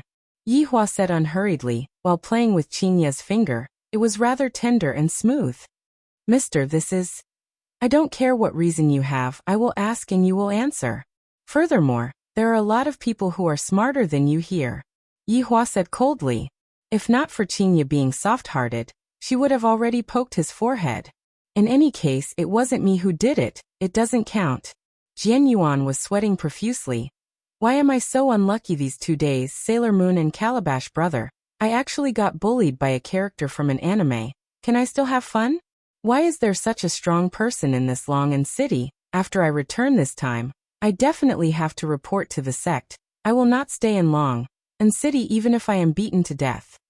Mister, there is a dragon vein under the mountain that they bought. Dragon vein. Yi Hua went into a slight daze. And here I thought that it was something that made them fight over it. To make such a big fuss over a mere dragon vein. Under the dragon vein there are a lot of treasures, pills, orbs, techniques, and so on. Jian Yuan had the heart to cry, and he took out everything. Yi Hua waved his hand, and Calabash Brother instantly dissipated. The purple sword also returned back to its original form, and fell onto the ground. And those wealthy merchants' eyes were opened wide. There are orbs and techniques, no wonder our Yunfeng sect wants to butt in.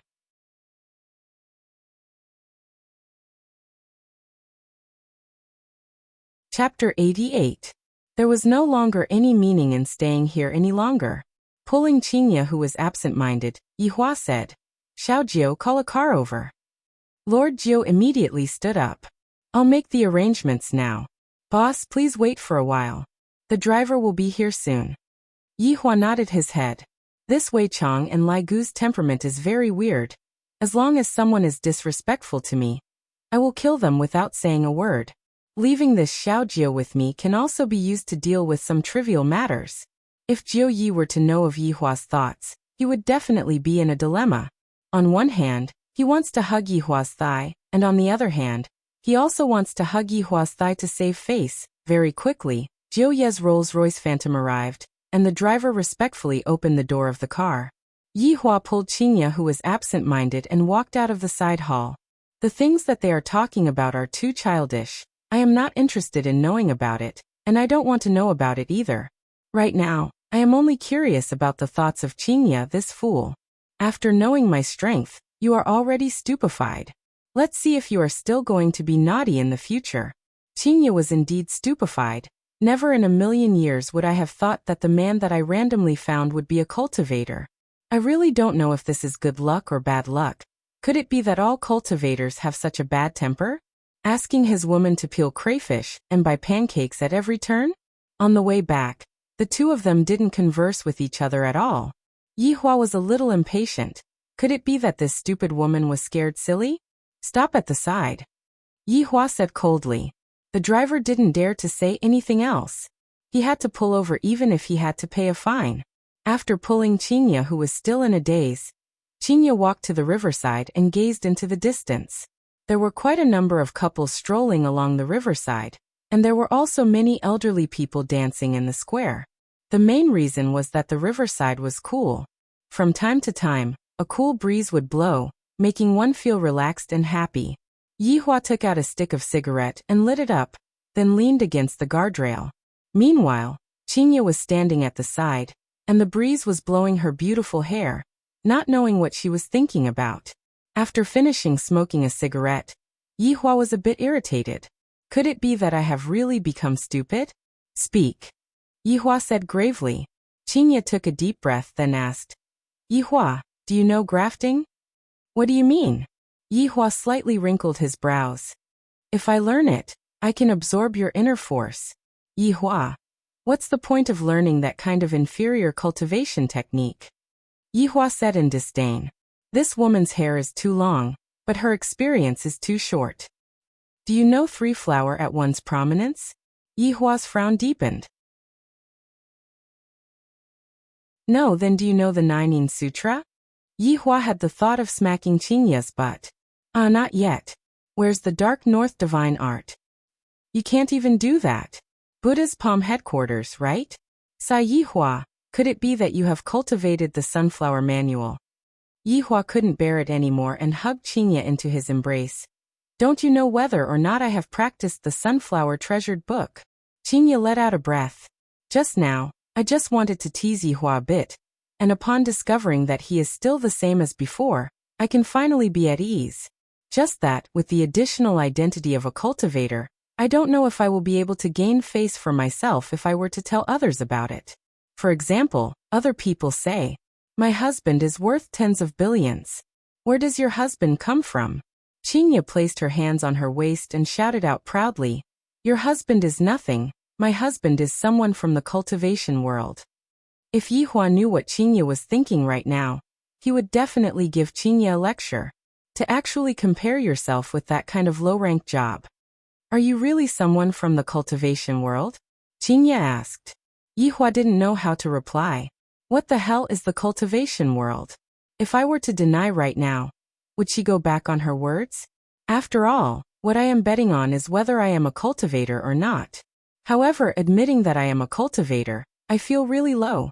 However, for the sake of teaching Qinya a lesson, I might as well be a little low. Seems like for this woman, my bottom line is getting lower and lower. Yes. Yihua said indifferently. Then are you very powerful, the kind that can blow up a car with a punch, and can even fly into the sky? Yes. Then can I fly on a sword? Can I fly into space? But there is no oxygen, Yihua. Do you not want to breathe anymore? A few black lines appeared on Yihua's forehead. No wonder you were like that night. So you are a cultivator. You must have taken your medicine. Yihua was really angered and said coldly, you can come and give it a try tonight. TSK, I won't fall for it. Don't think that just because you are a cultivator, I have to hug onto your thigh and listen to your words.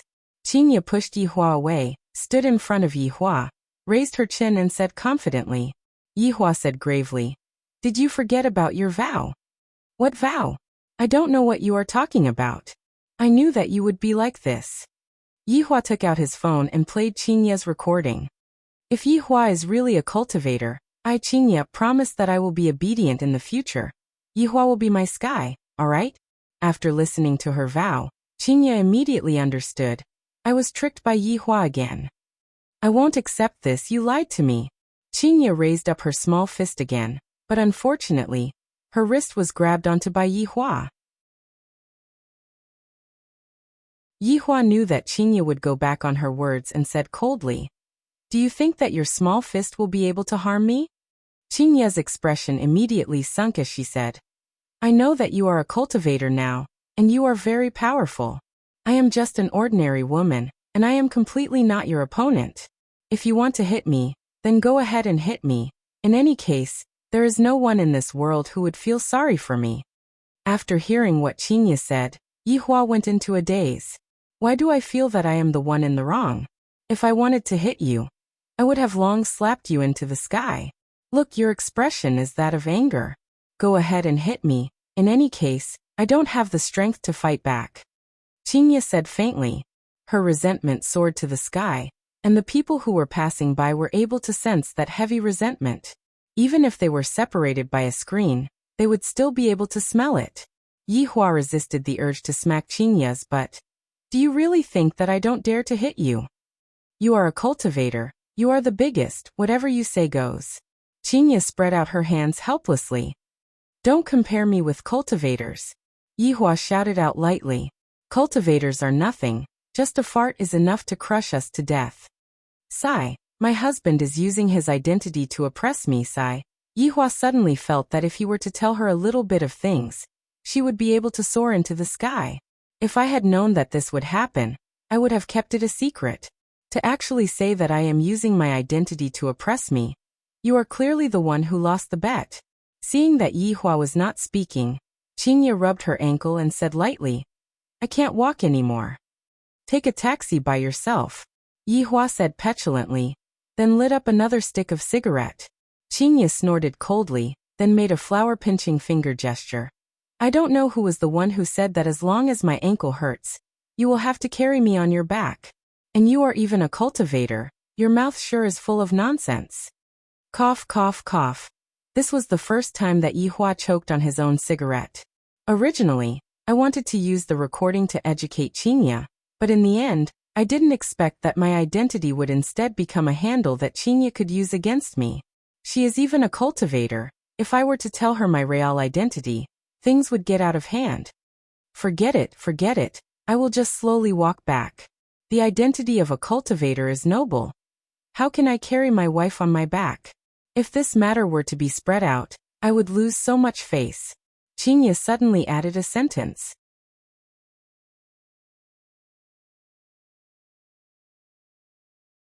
Chapter 89. Come up. After a while, Yihua suppressed the impulse in his heart and shouted out coldly. A trace of a smile appeared on the corner of Qingye's mouth. Then she turned her head and said, Really? You won't throw me into the river, right? Come up. I don't want to say it a second time. Yihua really wanted to turn back time. This woman is truly much smarter than what I imagined her to be. Qingye immediately arrived behind Yihua and patted on Yihua's back. Squat down a bit, as the almighty supreme overlord. Yihua felt tired and helpless as he slowly bowed his body. This is the first woman that dares to be so arrogant towards me. Qingye suddenly jumped up and wrapped her spotlessly white arms around Yihua's neck. Meanwhile, Yihua began to walk forward, and the scene was rather comical. Because Yihua didn't hold on to Qingye's legs, right now, it was as if Yihua was carrying a corpse.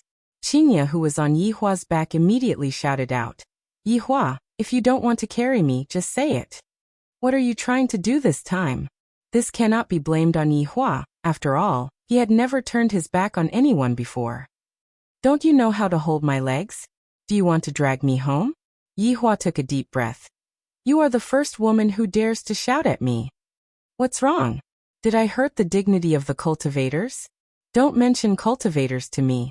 Right now, Yihua hated cultivators to the core, and he really wanted to get rid of all of the cultivators. It was precisely because of the cultivators that he was teased by this woman. Qingye pouted and did not provoke Yihua anymore, because she discovered that Yihua was currently walking towards the riverside, unknowingly. Qingye walked to the street, and Qingye became the object of envy of all women. Look at the others. They all know how to carry their girlfriends. Why don't you carry me? Then why don't you look at other people's girlfriends' bodies? As long as I carry you, you have to give me mouth-to-mouth resuscitation. You're so annoying. You want to take advantage of me again. The skinny man was already in despair. Was I talking about taking advantage of her? I'm talking about how fat you are. Oh my God, this is so hopeless. Leaning on that broad and sturdy back, Qingye felt extremely safe. Towards the envious gazes that other people were casting at her, she also happily accepted them. If you guys have the ability, then go and find a cultivator husband to carry as well. Yihua. Qingye called out softly. Yihua lightly nodded. In actuality, he was silently praying in his heart that Lai Gu and Wei Chong must not see this. Will you really hit me? Yihua stopped his footsteps and immediately slapped onto Qingya's perky butt. Do you think that I dare or not? Qingya was stupefied. This fellow actually dared to spank my butt in front of so many people, shameless, without waiting for Qingya to start scolding. Yihua took the initiative and said, I have a voice recording as evidence. You better be more obedient in the future. If not, I will spank your butt until it is swollen. Qingya pouted her small mouth. Humph, you are a cultivator, so of course you can only rely on your martial strength. Yihua remained silent. I swear. Tonight, I am going to properly teach Qingya a lesson, and let her know the consequences of going back on her words. Not long after, Yihua arrived at Leisure Bar while carrying Qingya on his back. Under everyone's astonished gazes, Yihua walked upstairs. Wei Chong swore that he would definitely tell this scene to Lai Gu. Bang! The bedroom door was heavily closed by Yihua. Qing Yutong naturally heard what happened, and immediately ran over to the corner of the bedroom to eavesdrop. Brother-in-law and big sister sure are passionate every single day. Sure enough, in just a few seconds, big sister's panting sound could be heard from the bedroom. Qing Yutong's entire body was in a bad state. Brother-in-law is simply too ferocious. Big sister's panting is not panting anymore. She is almost shouting for help. The two of them are simply too hardcore, so perverted on the spacious bed. Yihua was currently teaching Qingya a lesson. Don't think too much. I am just placing Qingya on my thighs and spanking that sexy little butt of hers. The amount of force that I control is just right, just that. Isn't Qingya's scream too exaggerated? Ah. Yihua, I have seen through you. You only know how to hit your wife. Ah. Let me tell you, Yihua, if I am stronger than you, I will use the same posture to spank you. Ah. You bastard, are you addicted to spank me? Ah. I am a pregnant woman. You can't spank me like this. Suddenly, Yihua recalled that Qingya was still pregnant with his blood, and immediately stopped. Come on. Why did you stop? Cultivator. Qingya shouted out coldly. Yihua let out a sigh, then helped Qingya up and said seriously, Qingya, can you not make me worry a bit less? Qingya looked at Yihua in disbelief, then directly pushed Yihua onto the bed and said, Who are you saying is not making you worry? How am I not making you worry? You explain clearly to me. Yihua was a bit absent-minded as he stared at the face that was right in front of him, and that charming red lips. Suddenly he recalled that night, that soft feeling, and expressed that he still wanted to try. Sure enough, under Qingya's adorable expression, Yihua kissed onto Qingya's lips. Yihua thought to himself in his heart, it is still that kind of soft and a bit sweet. Bang! At this moment, the door was suddenly pushed open by Qing Yutong. Yihua and Qingya, who were on the bed, immediately looked at Qing Yutong, who suddenly appeared with cold eyes. I heard that the two of you didn't make a sound, and I thought that the two of you had perished together. I will leave now. The two of you can continue. Don't bother about me. Bye-bye. Qing Yutong immediately left. The gaze of brother-in-law and big sister is so scary. Yihua pushed Qingya away and said calmly, I am going to take a bath. In actuality, his heart was not calm at all. Oh! Qingya, who was angry just a moment ago, also cowered and sat cross-legged on the bed in a daze. The atmosphere between the two of them immediately became awkward. Even after Yihua came out from the bath, Qingya did not say anything and just rushed into the bath. After that, the two of them just lay on the bed, one on the other side, and neither of them spoke first. Is your phone turned off? Yihua asked lightly. He was unable to hold it in anymore. Qingya's tone was also not that cold. It is turned off. Just that, the two of them spoke one after another, and the atmosphere instantly quietened down. Roughly half an hour later, Qingya finally could not hold it in anymore and asked lightly, Are you asleep? If you want to come over, then come over. Yihua said faintly. This woman really wants to save face.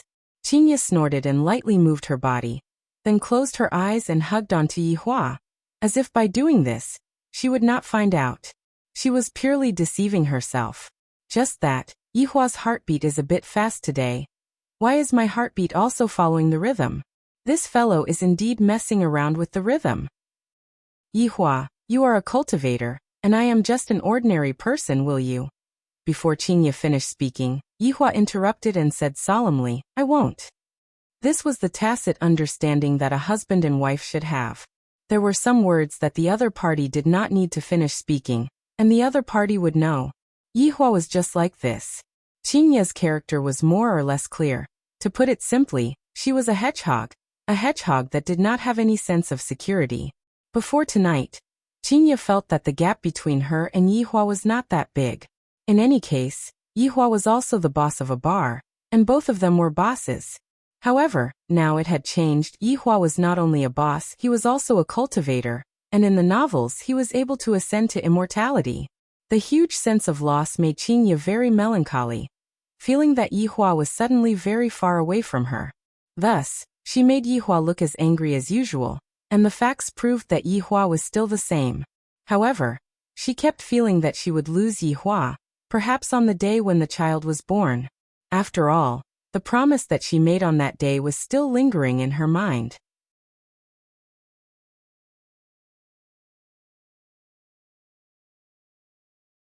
Chapter 90. Carrying along this uneasy feeling, Qingye gradually fell asleep.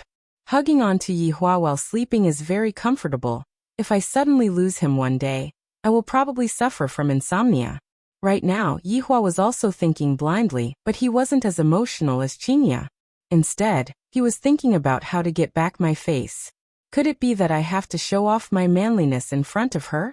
I wonder if killing millions of people would be enough. If that's the case, she would willingly submit to me. This doesn't seem right. Just what is wrong? This is so vexing. Just like that, the two gradually fell asleep with their own feelings, until the sound of knocking on the door rang out in the morning, waking Yihua and Qingye up. Brother-in-law, big sister. Qing Yutong stood outside the door and shouted.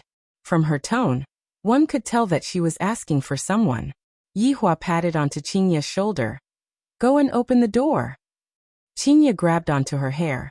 What are you doing so early in the morning? What's the matter? Qingye opened the door and asked angrily. Qing Yutong could be seen to have already changed her clothes, wearing a big round hat and sunglasses. She should be considered to be fully armed. Big sister, didn't you tell me to go to Gaohai City today? It's so dangerous for me to go to the airport alone.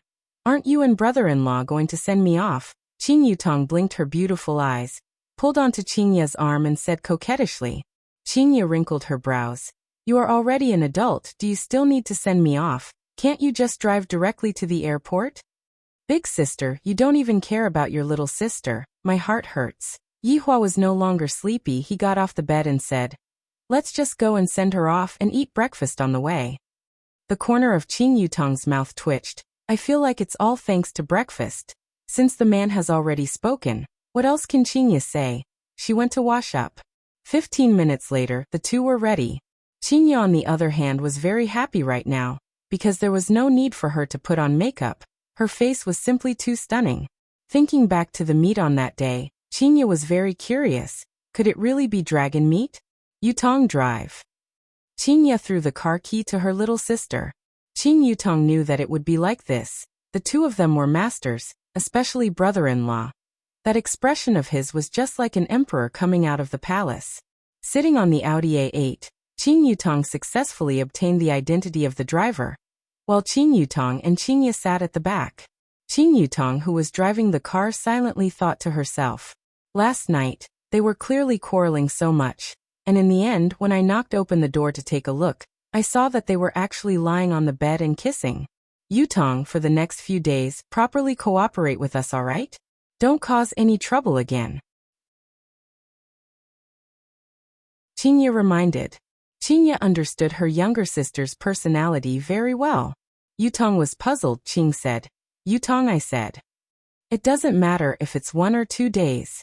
You have to get it done. All right, in any case, you all just want to chase me away.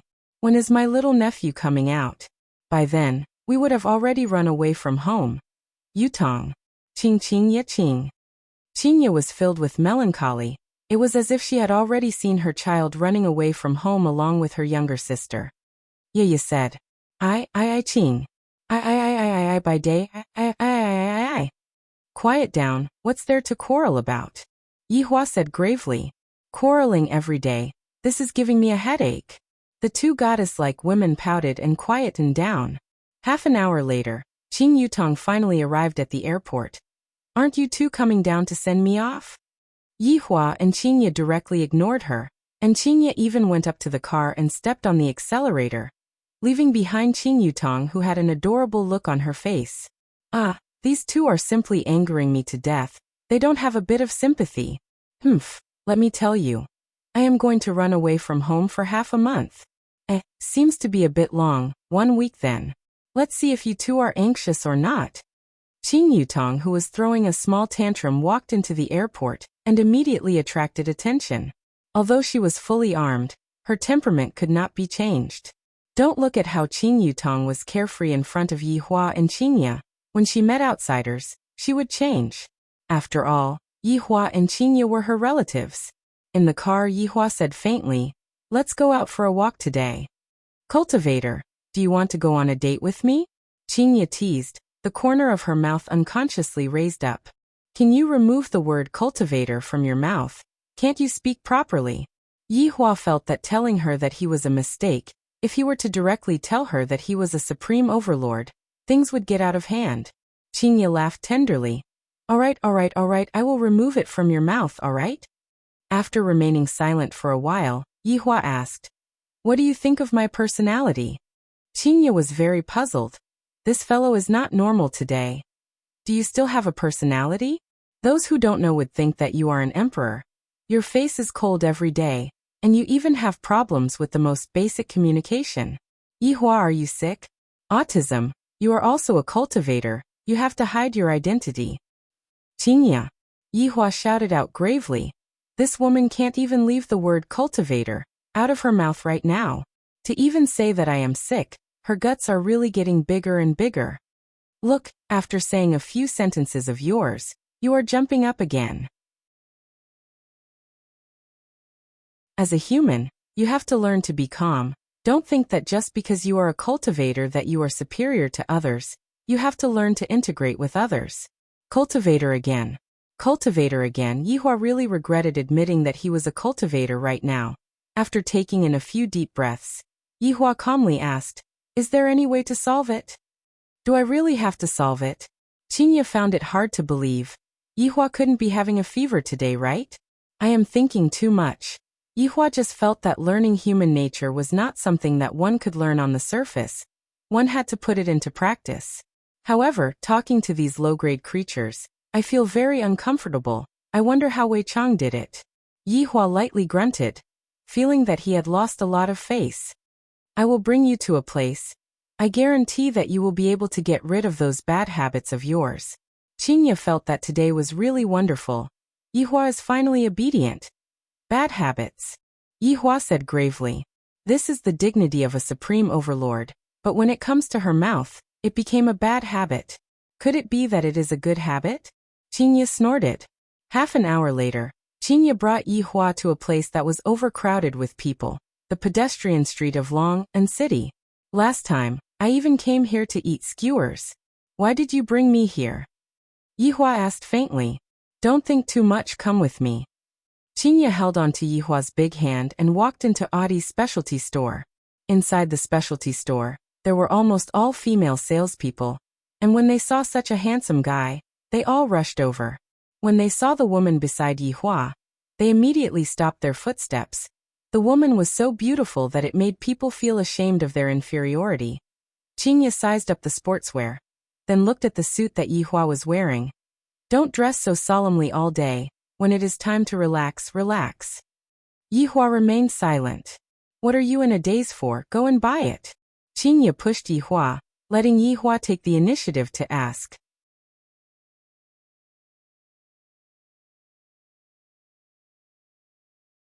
Chapter 91. Yihua's breathing became a bit hurried. Are these small fries even qualified to talk to me? However, I have to assimilate into the human race. Assimilate. If I am unable to control my emotions later on, Qingye will have to take the blame. Come over. Yihua shouted out gravely. The big sister was given a fright as she walked towards Yihua while trembling with fear, and her face was a bit pale. Qinya held on to her forehead. Can you be a bit more gentle? What are you being so fierce for? Fight. Shut up. Yihua said petulantly. Qinya snorted coldly, then walked to the side and ignored Yihua. Yihua rubbed his temples. Sooner or later, I will explode from anger because of Qinya. Qinya, come over. Qinya, who was pretending to choose clothes, snorted, but she still walked over. I'm sorry, my husband is sick. He has a language barrier. Just a moment ago, you even roared at me. See if I don't teach you a lesson. Don't think that you can bully me just because you are a cultivator. Oh, so it's like that. The big sister was relieved. She was scared to death. Right now, Yihua's mood was just like Jianyun's mood yesterday, constipated. Beauty, does this set of clothes come with a couple's outfit? Qinya asked curiously. The waiter smiled and said, Miss, of course. Qinya poked the angry Yihua. What are you doing? Bargaining. Qinya shook her head. This husband of mine is just like a child, he doesn't know anything. Yihua's brows wrinkled deeply. Have I ever seen a supreme overlord haggling over the price when buying something? This wasn't bargaining, this was lowering the price. If word of this got out, where would his face go? We need to interact more with each other, Qinya said in a low voice. Yihua took a deep breath, then asked, How much? The lady was still very shy. She looked at the price and said, 489 yuan. Hearing that humans like to bargain with the lowest price, Yihua had an answer in his heart and said gravely, Too expensive, 1 RMB. The big sister was instantly stupefied, and even Qinya was stupefied. This fellow isn't messing with me, right? However, looking at that incomparably serious face of his, he doesn't seem to be joking with me. Sir, although you are handsome, you can't bargain like this. The young lady wanted to cry. Even a handsome guy couldn't bully people like this. Qinya was hating iron for not becoming steel. How can it be returned like this? Let me do it, you learn more from me. Qinya let out a sigh. To think that I, the madam, would still have to do it. Seems like Yihua has cultivated himself to the point that he became stupid. Qinya picked up her clothes and touched it, then frowned and said faintly, 489 is too expensive, how about this for 188? What an auspicious number. This time, it was Yihua's turn to be a little stupefied. This is called bargaining? It seemed that this woman was even more ignorant than he was. She was still pretending to know. Even the waiter was laughing. The young lady felt that they were very strange. One was silly while the other was cute. They were a perfect match. Of course. Qinya raised her chin proudly and said towards Yihua, Did you see that? This is called bargaining. It is truly a miracle that your company didn't go bankrupt. Yihua shook his head helplessly. What do you know? You can't mix the two together, okay? Hurry up and bargain like me. I can't do it. As expected, Yihua refused. How can you be like this? Didn't you say you wanted to have a good conversation? Yihua said faintly. I have already had enough exchanges with you. Qinya went into a daze, then pulled onto Yihua's sleeves. Where did you learn those sweet words from? They are quite alluring. Yihua took a look. Communicating with you is already troublesome enough. I don't want to add more troubles. Qinya knew that it would be like this. This fellow just doesn't know how to say some sweet words. Quickly go and change your clothes. It is so dark all day. Can't you be a bit more sunny? Qinya shoved the clothes into Yihua's hands. If I didn't appear, you can just be a single dog for your entire life, who would be able to endure your temper. Yihua did not refuse and walked into the changing room with the clothes. Qinya also chose a set of clothes and walked into the changing room to change. When the two walked out of the changing room, no matter if it was the staff of the store or the people who came to buy clothes, all of them were shocked. Yihua, who had changed into the sportswear, indeed looked a lot more sunny. Less calm and more gentleness. Qinya was the same too. It was as if she had become the big sister next door. Simply too childish. This was the portrayal of Yihua's inner heart. Tsk, look how handsome he is. The only thing that Qinya felt fortunate about was that her husband was still pleasing to the eye, to the point that she wouldn't get tired of looking at him. It could be said to be a great fortune within misfortune. Yihua was very unnatural as he urged, quickly go. Go and pay the bill. I didn't bring any money with me. Why didn't you even bring any money? Yihua was speechless. She definitely did it on purpose. You are my husband. When we are outside, I definitely need you to count the money. Of course, you are a cultivator. You can completely force me to do things. Yihua simply didn't have the slightest bit of temper.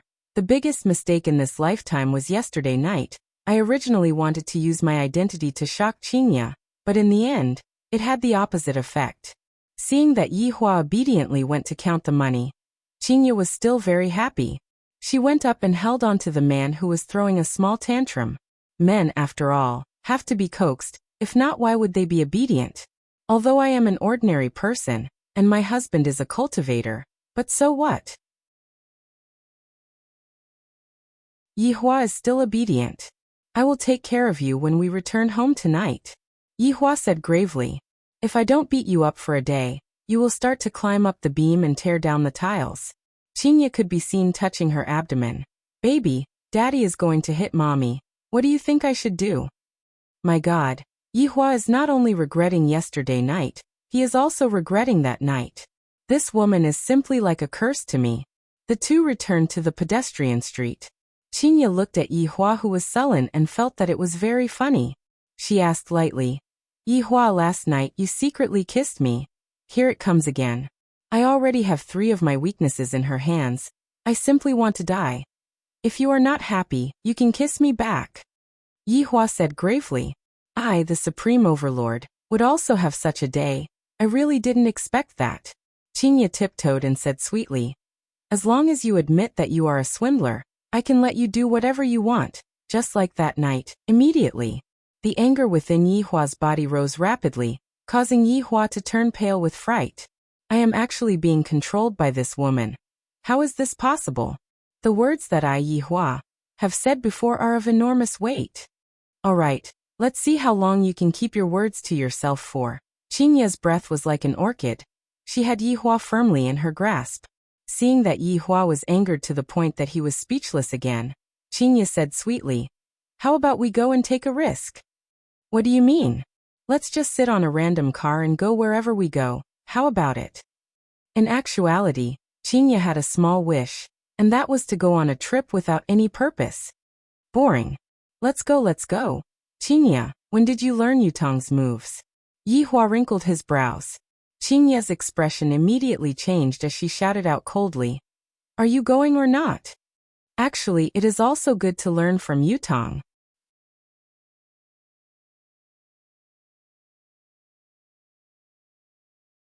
Chapter 92. After getting on the bus, Qingya quickly fell asleep while leaning on Yihua's shoulder. It was only at this time that Yihua felt that Qingya was very obedient, and when she woke up, she became like a little demon. After half an hour of driving, the two got off the bus and changed into the minibus. Who knows where this minibus is heading to? Teacher, stop for a moment.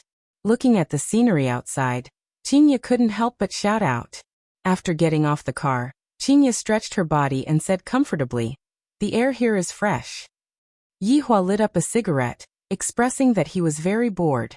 A truck carrying pigs passed by, and the truck carried a strange smell. Qingya's comfortable face immediately turned black, and even Yihua's face was the same. This is the good place that you chose, Yihua said petulantly. Qingya was a little embarrassed. How would I know? Can't you treat me a bit more gently? Hold my hand and close your eyes. What? You want to steal a kiss from me again? Qingya's heart was beating faster. Who wants to kiss you? I am just changing places. Yihua let out a light sigh. I really don't know what she is thinking about all day long. Tisk, let's see what kind of flower you can conjure up. Qingya snorted coldly and pulled onto Yihua's hand. 0.1 seconds later, Yihua said, we're here. Qingya slightly opened her eyes. Just a moment ago, everything in front of her eyes had changed. What she could see was a green lake, and all around her were towering trees. This was the real utopia. Yihua, have we transmigrated? Yihua poked onto Qingya's forehead. Just what is going on in that little head of yours? Qingya stuck out her tongue, then ran to the lakeside and opened up her arms. Yihua followed behind her unhurriedly with a cigarette in his mouth. With a wave of his hand, 2 chairs and a small table immediately appeared. On the table was a dragon blood wine, as well as the meat of star-cleansing sparrow and golden delicate crane. Don't just stand there. Come and sit down. When Qinya turned her head around to take a look, she was first startled by the things that suddenly appeared, and soon after she muttered, "Having a cultivator as a husband sure is good, he can even bring so many things with him." Another cultivator. Yihua really wants to throw Qinya into the lake to calm down. Lying on the chair, Qinya took a sip of the dragon blood wine and said, "We will be able to save a lot of money on transportation fees in the future." Yihua didn't want to talk anymore. "Yihua, are you able to transmigrate to another world?" Qinya asked curiously. "It's simple." Upon hearing that it was okay, Qinya became interested. "When are you going to bring him over to play with me?" "Let's talk about it after you give birth." "That's true." Speaking of children, Qinya rubbed onto her flat stomach and asked curiously, "Yihua, will our children be like Superman when they are born?" "Qinya, don't compare children with those inferior races," Yihua said in displeasure. Qinya muttered, "I'm just asking, why are you getting angry again?" After eating a small mouthful of the star-cleansing sparrow's meat, Qinya seemed to have thought of something, and her mood instantly became gloomy. "Yihua, how long can you two live?" Qinya asked gravely. Yihua finally knew what Qinya was thinking about. This woman is actually worried about this. Thus, I decided to tease her a little. "A very, very long time," Yihua said leisurely. "Then when I get old, will you still be so young?" Qinya's eyes turned red. "When I think about how old I am, and how Yihua is still the same as before, I even have the heart to die. This silly woman, she is eating the star-cleansing sparrow's meat, and she is still worried about her appearance." Yihua said faintly, "If nothing unexpected happens, it will be like this." This time, Qinya was really sad, and tears of helplessness fell out from her eyes. If only Yihua was an ordinary person. Yihua didn't expect that Qinya's reaction would be so big. He was startled for a moment, then said slowly, "Of course, I also have a way." "Ah, what way? Teach me." Hearing that there was a way, Qinya was like a person who was drowning, tightly grabbing onto that life-saving straw. For people like us, every part of our body is where the essence lies, so... Qinya went into a daze for a moment, then immediately jumped onto Yihua's body and punched onto his chest. "Yihua, I didn't expect you to be so shameless and perverted." Yihua lightly hooked onto Qinya's chin and said with a light smile, "Such a beautiful face, how can I bear to let you grow old?" "You are teasing me again, Yihua. I hate you, what a silly woman." Yihua laughed out loud, then hugged onto Qinya's soft and delicate body. "Hugging onto my body feels very comfortable." Ripples appeared on the surface of the clear lake, and a light breeze blew onto Qinya's soft and beautiful hair. Yihua caressed onto Qinya's beautiful hair. "You, if only you didn't talk back to me." Qinya closed her eyes and said, "You, if only you didn't act cool all the time." Pa Yihua couldn't help but smack onto Qinya's, "But the one who acts cool all the time is you, right?" Qinya opened her beautiful eyes and shouted out, "You only know how to smack my butt. Your butt sure is bouncy, it feels good." "Yihua, right now, other than acting cool, you have also become a hooligan." Yihua hugged onto Qinya tightly. "What's wrong with me acting like a hooligan towards my own wife?" Qinya felt that this couldn't go on, so she said to Yihua, "I want to learn martial arts." "Oh, why do you suddenly want to?" "Because I want to defeat you, and then bully you." Qinya turned around and rode onto Yihua's body. Her posture was too explosive. Yihua laughed lightly. "Your way of thinking is perfect, but you won't be able to succeed. In this lifetime, I am definitely going to bully you. Humph, if you don't teach me, who would know? Perhaps you know that my talent is extremely good, and you are afraid that I will surpass you." Qinya expressed that she was not convinced. "Failure isn't scary. What is scary is that you still believe in this sentence." Qinya pouted. "How do you know that I will fail? From the moment you said that you want to surpass me, you were destined to fail." "Humph, you are just stingy, stingy, stingy, Yihua." Yihua sighed, then held onto Qinya's small hand, pointed towards the infinity ring and said, "With this ring, you are already invincible." And Qingye was confused. Other than looking good, this ring doesn't seem to have any other use. In the future, you will know, my woman. Why must you cultivate so bitterly? It is just like playing a game. We are all pay-to-win players, and we will forever be ahead of normal players. From level 1 to level 100, it is just a ding. Qingye touched onto Yihua's forehead. Your illness is acting up again. Yihua raised his hand, and was about to smack onto Qingye's forehead, scaring Qingye to the point that she jumped up and immediately ran away. See if I don't smack you today. Humph, you have to catch me first. Qingye still had the innocence of a child and made a funny face. If Qing Yutong were to see this, she would definitely rub her eyes. Is big sister infected by me? You run slower. Don't slip and fall. Yihua warned gravely. You are still so crazy even though you are pregnant.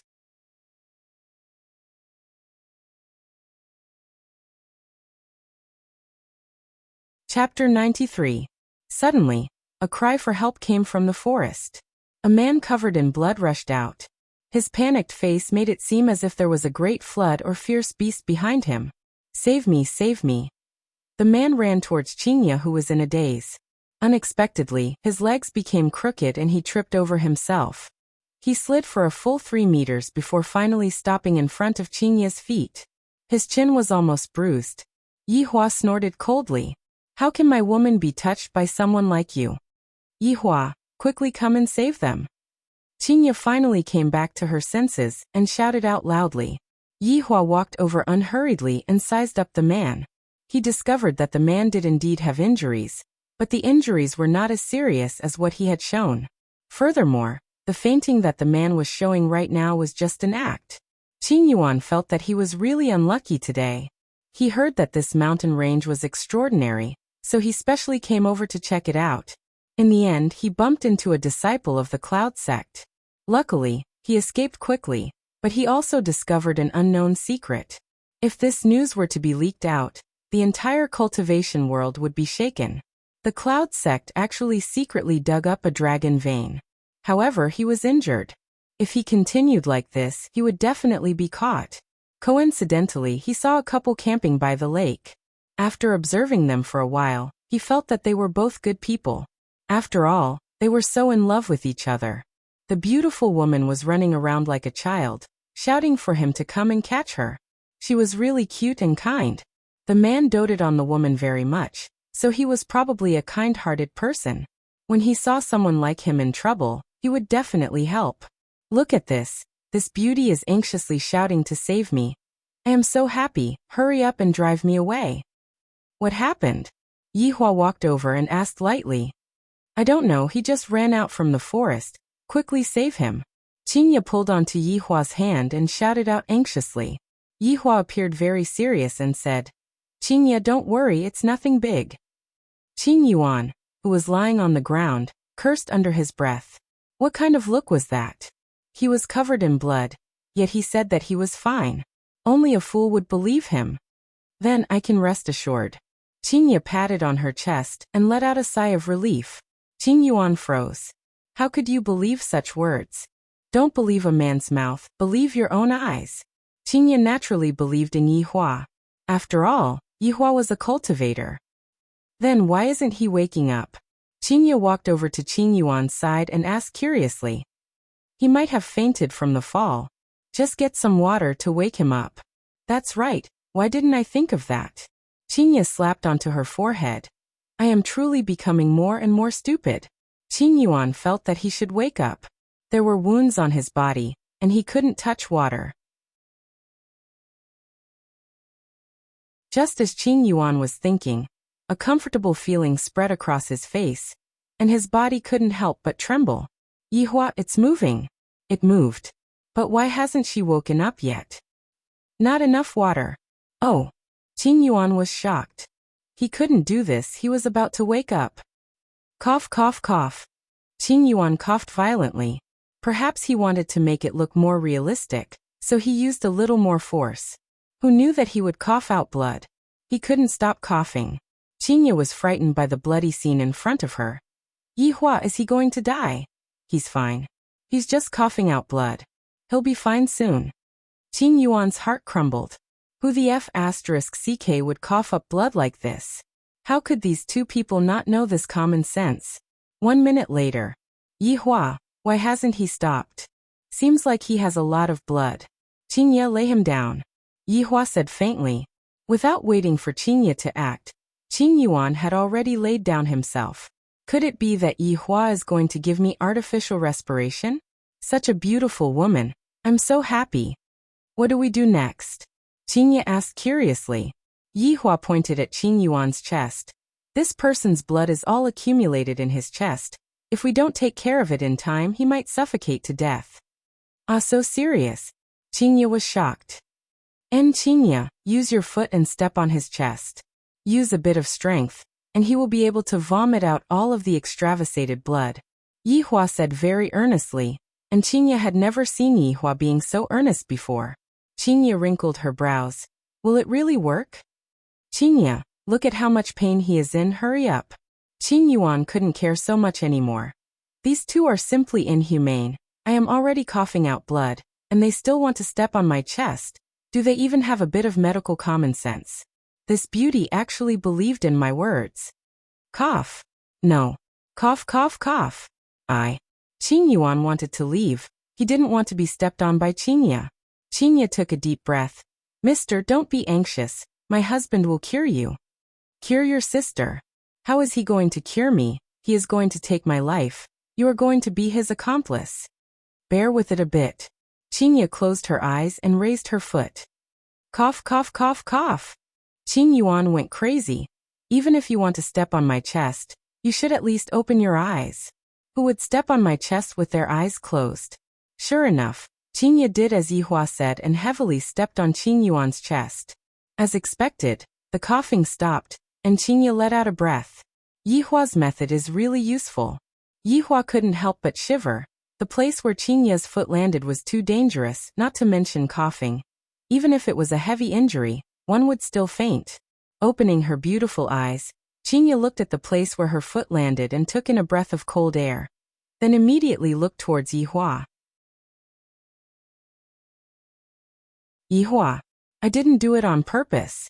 I just wanted to save him. Yihua shook his head. Quickly go and get some water to splash him to wake him up. Qingye, who was embarrassed, immediately took some water and splashed it on him again. When he wakes up, I will definitely apologize to him. I really didn't do it on purpose. Qing Yuan really fainted. Originally, I was still fine. I just wanted them to save me and drive away from here. In the end, I am really not far away from death. After Qingye's unremitting efforts, Qing Yuan suddenly woke up and took a deep breath. Coincidentally, Qingye splashed water on him. I'm finished, I choked. Cough, cough, cough. Cough, cough, cough. I'm sorry, I didn't do it on purpose. Qingye was about to cry from anxiousness. Why did I vomit blood again? Qing Yuan opened his eyes, as if he was saying, don't torture me anymore, let me go, we can pretend that we never saw each other. Just that, in Qingye's eyes, this kind of expression completely became a signal for help. Don't worry this time, I guarantee that I will step on the right place. Yihua slowly turned around. This is too cruel. Cough, cough, cough, woo. Qing Yuan was in despair. He wanted to struggle to get up and leave, but he was held down by Qingye.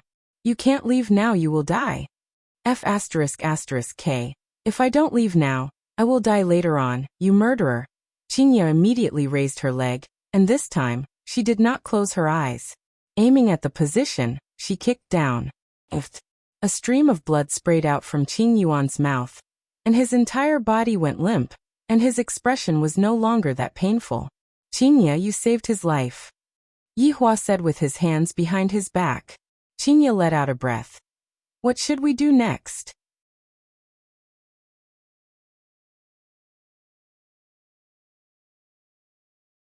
Chapter 94. At this moment, two men in green robes ran out of the forest and saw Qing Yuan lying on the ground. Qing Yuan, on the other hand, seemed to have seen a life-saving straw, and with strength that came from who knows where, Qing Yuan crawled forward with all his might. Save me! Quickly bring me away! The two disciples of the Cloud sect were dumbfounded. Just a moment ago, this fellow was running with his life on the line. How did he become so withered in just a few minutes? It was as if he had masturbated dozens of tubes. Qingye said apologetically. Just now, I was saving him and accidentally stepped on the wrong spot. This was the first time that Cloud sect's disciples heard that one has to step on someone to save someone, and they were a bit stupefied. But no matter what, they had found them. One of the men cupped his hands and said, "Thank you both. Farewell." Qingye also cupped her hands. "About that, take care." Qing Yuan shed tears of remorse. He no longer believed in TikTok, who said that a good-looking person would have a beautiful heart. If God gave him another chance, he would definitely not ask them for help, even if he had to die. "Yihua, I really didn't do it on purpose." Qingye apologized. Yihua took out a tissue and wiped off the sweat on Qingye's forehead. "All right, didn't you save her?" "But Don't worry, this is a medical accident, it wasn't done on purpose." After hearing Yihua's explanation, Qingye felt relieved. That's right, this is only a medical accident. In actuality, this kind of treatment was indeed effective, and it wasn't because of Yihua's ill will. Yihua just wanted to punish this man. To actually dare to lie to me, it is already good enough that I didn't kill this man. Cloud sect's disciples were currently carrying Qing Yuan back to the sect, and one of the disciples cried out in surprise, "Senior brother, he is bleeding. Isn't bleeding normal?" But the location of the bleeding is not normal. Qing Yuan no longer felt anything. When he lowered his head to take a look, he immediately fainted. That woman is so terrifying. At the lakeside, Qingye seemed to have walked out from the shadows and was eating the star-cleansing sparrow meat that other people yearned for even in their dreams. "Yehua, is this really dragon meat?" "It will be fine if you just eat it, it is good for your skin." Yihua lit up a cigarette and looked at the sky, which was gradually becoming dark. "Yihua, why do you treat me well sometimes?" Qingye asked curiously. Yihua turned his head around and took a look at Qingye, as if he was saying, "You idiot. How did you even think of such a question? If I don't treat you well, who should I treat well? No matter what, I am still the child's mother." Suddenly, Qingye felt that other than being beautiful and rich, she didn't have anything else. Sigh. This is so depressing. Looking at Yihua's high and mighty appearance, Qingye was in a bad mood and decided to just ignore Yihua and rest on the chair. What Yihua was currently thinking about was another matter. Tomorrow is the last day of the 3 days deadline. If Yihua doesn't return the money, then according to the previous rules, Yihua will have to pay back his life. To even dare to owe me money and not return it. Yihua's guts are not ordinary. No. Today was different from the past. Exterminating an entire sect was too vicious. Change it. This matter will be handed over to Wei Chong or Lai Gu to handle tomorrow. I still have to teach Qingye a lesson. Look at her sleeping posture. My God, she is drooling again. Yihua, I want to spank your butt.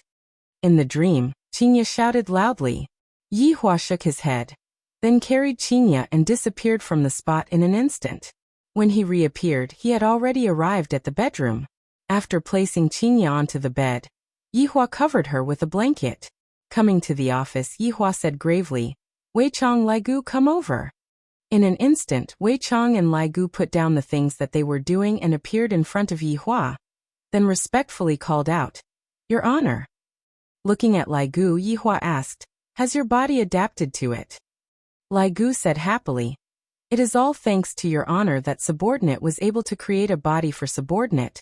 Subordinate was able to experience the joy of being a human.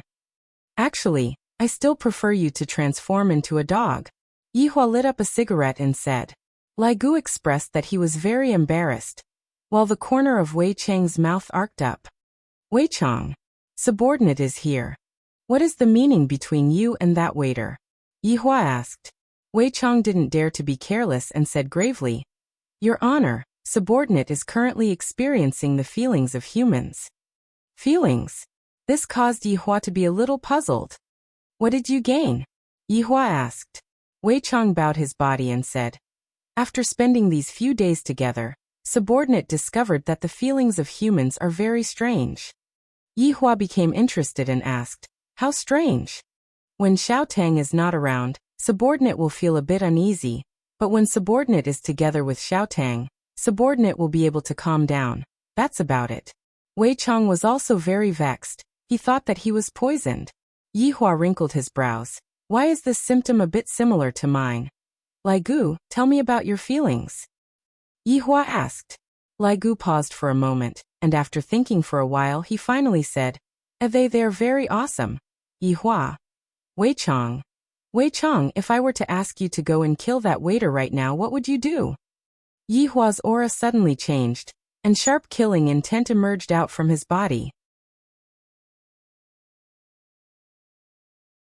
A trace of hesitation appeared in Wei Chang's gaze, but very quickly, he changed his mind and knelt down on one knee. Subordinate will solemnly obey your honor's command. Yi Hua waved his hand.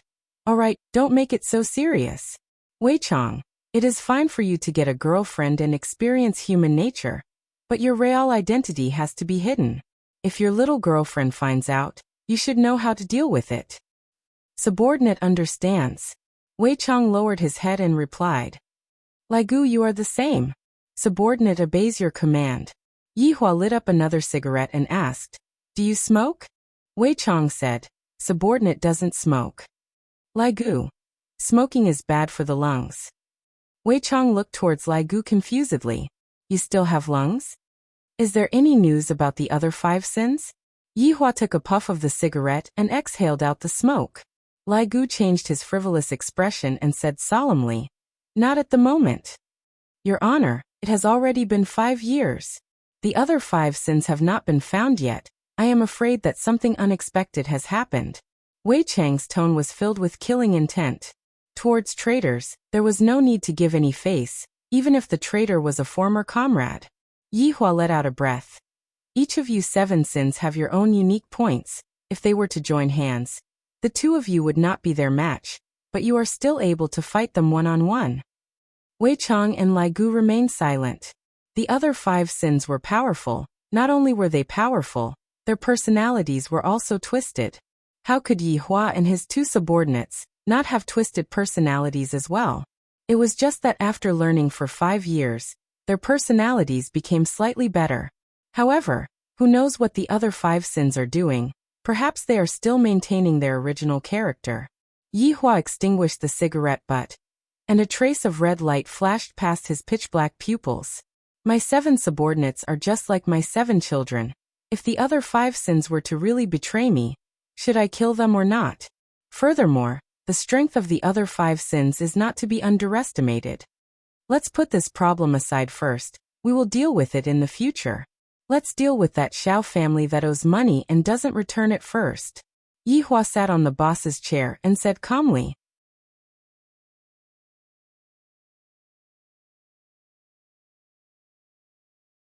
Chapter 95. Lai Gu let out a sigh of relief. This kind of small matter is what Wei Chang likes to do the most. It is still more comfortable for me to lie on the bed. Lai Gu, how do you think we should deal with this matter? Yi Hua asked. The latter paused and swallowed his saliva. His honor is here to test me again. I cannot be careless. Your honor, just a mere human dares to not pay back the money he owes. Of course, he has to pay back the money with his life. Kill them all. Lai Gu was still the same as before, killing all the people he meets. Wei Chang, how do you think we should deal with this matter? Wei Chang pursed his dry lips. According to the usual routine, I will definitely kill all the people I meet. I can give up the money, but I cannot lose my face. However, his honor will definitely not follow the usual routine, just like that Long Outyen. Your honor, those who owe money and don't pay back are the most evil.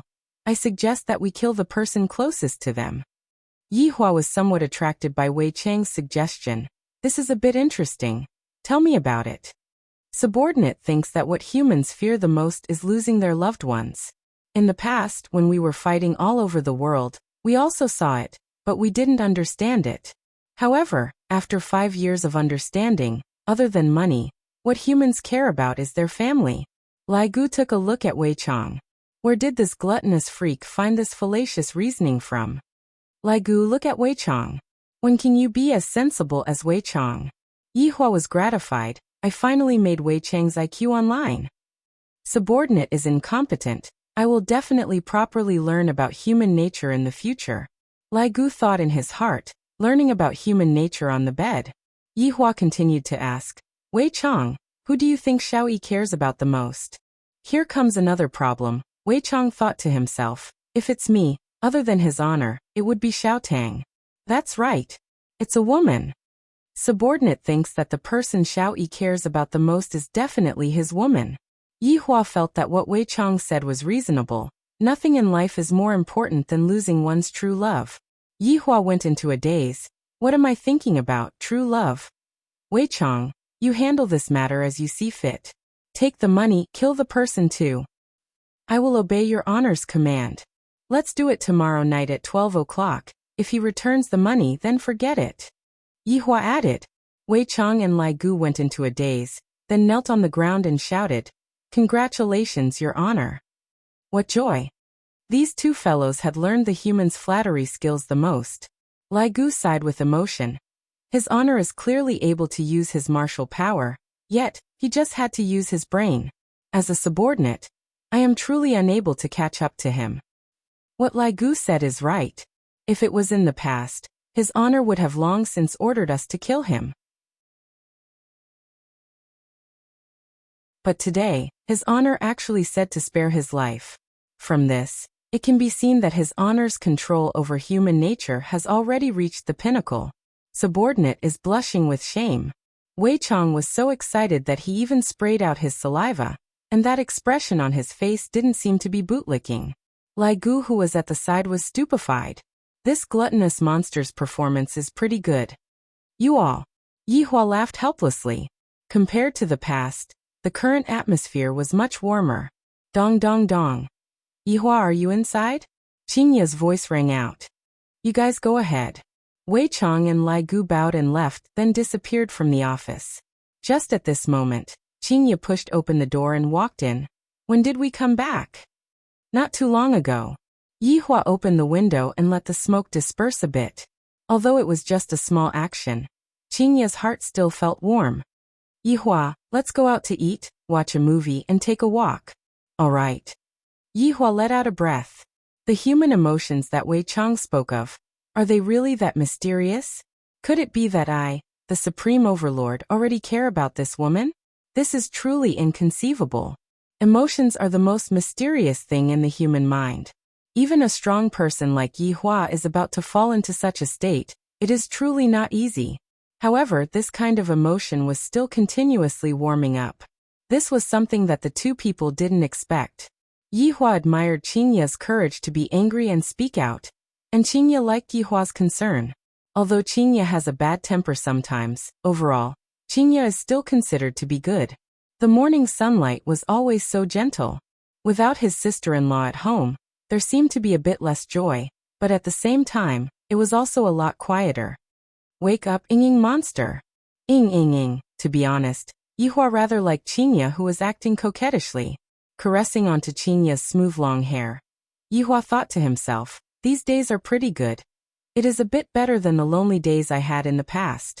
Seeing that Qingya was lazing around on the bed and not getting up, Yihua could only take forceful measures and directly carried Qingya to the washroom. Qingya naturally didn't want to comply, and the sound of quarreling immediately rang out. Qingya, who lost the quarrel, pouted and went out to buy breakfast, while Yihua went to his sister-in-law's bedroom, turned on the computer, and prepared to play games. I still have to practice my skills. No matter what, I have to bring my wife and sister-in-law to eat chicken, and not listen to the two of them complain. And after Qingya came back, she saw that Yihua was secretly playing games, so of course she had to join in. In the end, the two of them had to play as a pair, and both of their lunch and dinner were takeaway. Yihua had led my wife astray. Yihua, play one more round, I want to eat chicken. Qingya pulled onto Yihua's sleeve and begged pitifully. Yihua pointed towards the clock. Look at what time it is already 11:30 a.m. Don't you want to sleep anymore? Please play one more round. You have been saying that you will play one more round since 10 a.m. You are already a person who is going to be a mother. Really, This is definitely the last round. After playing Let's Go to Sleep, Qingya opened her big watery eyes and even learned from her little sister to act cute, simply refreshing Yihua's understanding of her. This was also under the situation where Qing Yutong was not present. If she was present, Qingya would definitely have the appearance of a big sister. This way, she would appear to have a deterrent force, and in the end, Qingya was slowly accepting Yihua. Yihua let out a breath. One more round. Thank you, hubby moi. Kiss my face full of saliva. TSK, TSK, TSK, this beauty here kissed you and you still dislike it. You can play by yourself. Don't, hubby, I know my mistake. Only a capable man can bring his wife to eat chicken, and Yihua actually forgot about the proper business. Luckily, Wei Chang still remembered. Wei Chang, who was currently on the first floor, looked at the clock. It is almost midnight. I still have to collect what I should collect. Walking to the toilet, he closed the door and called out, Death Mage. Within a villa in Long'an City, Death Mage was currently drinking beer and watching the match between Germany and South Korea. Isn't it obvious that Germany is going to win? Death Mage decided to gamble one more time, betting on Germany to win. Just when the match had just started, he received a summon from his master. This was the hardest time to make a decision in one's life. Death Mage chose his master, but where did his scythe go finally? Death Mage found his scythe at a corner of the kitchen. Dust had already gathered on it. I have to wipe it. I can't let my master find out that I am slacking off. According to my master's orders, I am currently guarding that long out yin.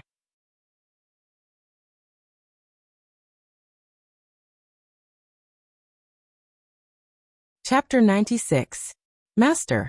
Death Mage respectfully lied on the ground and shouted out, hoping that his master would quickly give the order. I still have to go back and watch the match. Wei Chang wrinkled his brows, however he did not ask too much about it. There is a Xiao family in Zijin City, and the family head, Xiao Yi, owes his honor 50 billion. Go and get the money back. Other than that, kill his most important woman. Do as you see fit. A mere trash dares to owe his honor money, and even caused master to be so vexed. How can killing a single person be enough to appease his honor's anger? I would like to be so bold as to request to kill his entire family. The corner of Wei Chang's mouth twitched. Wasn't this line used by him in the past? It seemed like he really wasn't as bloody as he was in the past. How can you change his honor's orders as you wish? Wei Chang shouted out lightly. What an unruly fellow. This subordinate deserves to die. As soon as it's midnight, you can make your move. Death Mage did not dare to ask too much about it. Why did they have to wait until midnight before taking action? This is truly strange. The opponent's strength is not bad. Wei Chang warned before opening the door.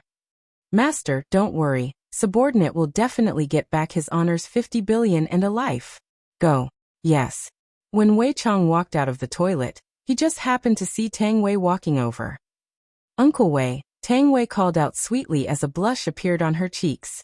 Xiao Tang, when we close the door, Uncle Wei will treat you to supper. Wei Chang said with a smile. Yihua thought that Wei Chang would personally take action. But who knew that Wei Chang had a date at night, and thus called his subordinate over? In actuality, his subordinate was still going to watch the football match at night. If it wasn't for Wei Chang saying that the opponent wasn't weak, Death Mage would definitely have sent his subordinate over. The Zijin City's Xiao family was located in the northern suburbs.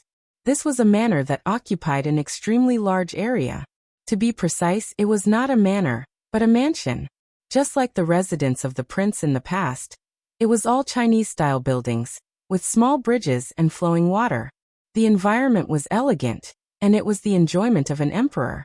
In the east courtyard of the Xiao family, Xiaoyi was lying on a big bed with two beautiful wives beside him. One of them was Nangong Sini, and the other was Yuqi. She was the most beautiful girl in the school, but she was taken away by Xiao Yi. But that was 10 years ago. Although it had been 10 years, Xiao Yi's wives were still the same as before, showing no signs of aging. This was all thanks to Xiao Yi himself. Big brother Xiao, you're finally willing to accompany me today. Yuqi stretched out her index finger and drew circles on Xiao Yi's firm chest. Nangong Sini laughed softly. Brother Xiao, little sister Yu is hungry and thirsty. You have to feed her until she's full tonight. Sister Cinny, why do you have to tease me every time? Nangong Cinny lifted Yuchi's chin and said, because I like you. I hate you, Xiaoyi chuckled. He was also watching the match, but his thoughts were restless. He felt that something big was going to happen tonight, and it had been a long time since he had such a feeling. Brother Xiao, what's wrong? Do you feel uncomfortable anywhere? Why don't I ask Sister Xu Nan to take a look at you? Xiaoyi shook his head. There's no need. Besides, I was the one who taught Xu Nan his medical skills. I know my body well. Brother Xiao, why don't you rest early? You still have to take Yun to sign up for the children's soccer team tomorrow. The little guy is very excited today. Sister Cinny coaxed him for a long time before he fell asleep, Yuchi said softly. She then rubbed her belly and smiled happily. Oh, is Yun'er that excited? Xiaoyi laughed. Although he had many wives, it was very difficult for them to get pregnant. Until now, he had only given birth to one son, Xiao Yun. Of course, Yuchi was also pregnant. It was already 3 months, and it was a girl. She couldn't bear it for 3 months, and tonight, she had to do something. Nangong Cinny said with a smile. Isn't that so? Recently, the little guy has been saying that he wants to enter the national team and play in the World Cup to win glory for our country. Not bad. He already knows how to win glory at such a young age. Xiaoyi was very happy and looked forward to the arrival of his daughter. After a pause, Xiaoyi said, Cinny, I will start my seclusion tomorrow. I have a feeling that something big is going to happen. Okay, don't worry and go into seclusion. I will look after the company, Nangong Cinny said. Sister Cinny, I also want to go to the company to help you, Yuchi said pitifully. You just stay at home and wait for the delivery. Otherwise, someone will say that I mistreat the pregnant woman again. Nangong Cinny poked her husband's arm. Hubby, let's go to sleep. It is already 11:50 p.m. Yuchi lightly bit onto her lips, expressing that she was feeling very uncomfortable. Xiaoyi laughed. Let's watch for another 10 minutes. If Germany doesn't score a goal, we will go to sleep and feed you properly. Annoying, Nangong Cinny laughed helplessly. Today you guys are the home team. I am here to cheer for you guys. Cinny, don't even think about running away. Give birth to another one for me, Xiaoyi said straightforwardly. Don't, the other sisters are going to be jealous of me to death. Haha. Xiaoyi's arrogant laughter immediately rang out in the room. This is the peak of life, hugging onto one's left and one's right. And it's still joyful and harmonious. TSK TSK TSK. At this moment, outside of Xiao Residence's wall, Death Mage was leaning on the wall while hugging onto his sickle of death. His 5 hand bones were holding onto his phone, and the phone was still lying horizontally. The commentator's passionate voice was currently ringing out from the phone. 100 meters away from Death Mage, there were a few scouts that were holding onto night vision goggles and looking at the situation. Quickly look at the wall, there is an idiot. Quickly let me take a look, damn it. Seriously, not only did he not sleep in the middle of the night, he actually came to Xiao Residence to cosplay.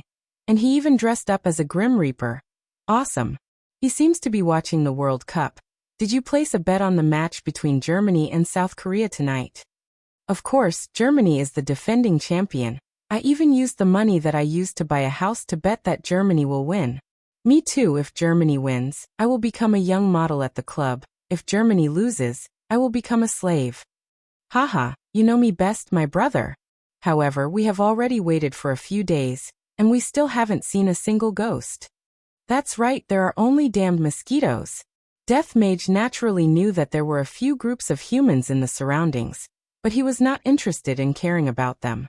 Right now, what he was concerned about was the match. Germany team, quickly score a goal. There are still 8 minutes before I have to start working. If I were to lose tonight, all of them will be castrated. Mother****, this family is truly tired of living, to actually dare to even owe his honor money, causing me to not be able to watch the match in the middle of the night. It is a pity that his honor asked me to only kill one person. What kind of great luck did they have? Looking at the time on the phone, Germany team still did not score a goal. Death Mage let out a breath of relief. After I teach them a lesson, I will cheat, I swear. Next time, I will definitely not cheat. After keeping away his phone, Death Mage raised up his scythe and walked towards the front door step by step. Going through the back door? That is impossible. It is impossible in this lifetime. Who is it? Of course, Xiao family had their own security measures. When Xiao family saw a person that was wearing a black robe and holding onto a scythe that was even taller than a person, and that scythe's blade was shining with a silver light under the moonlight, Xiao family's appearance had already explained everything.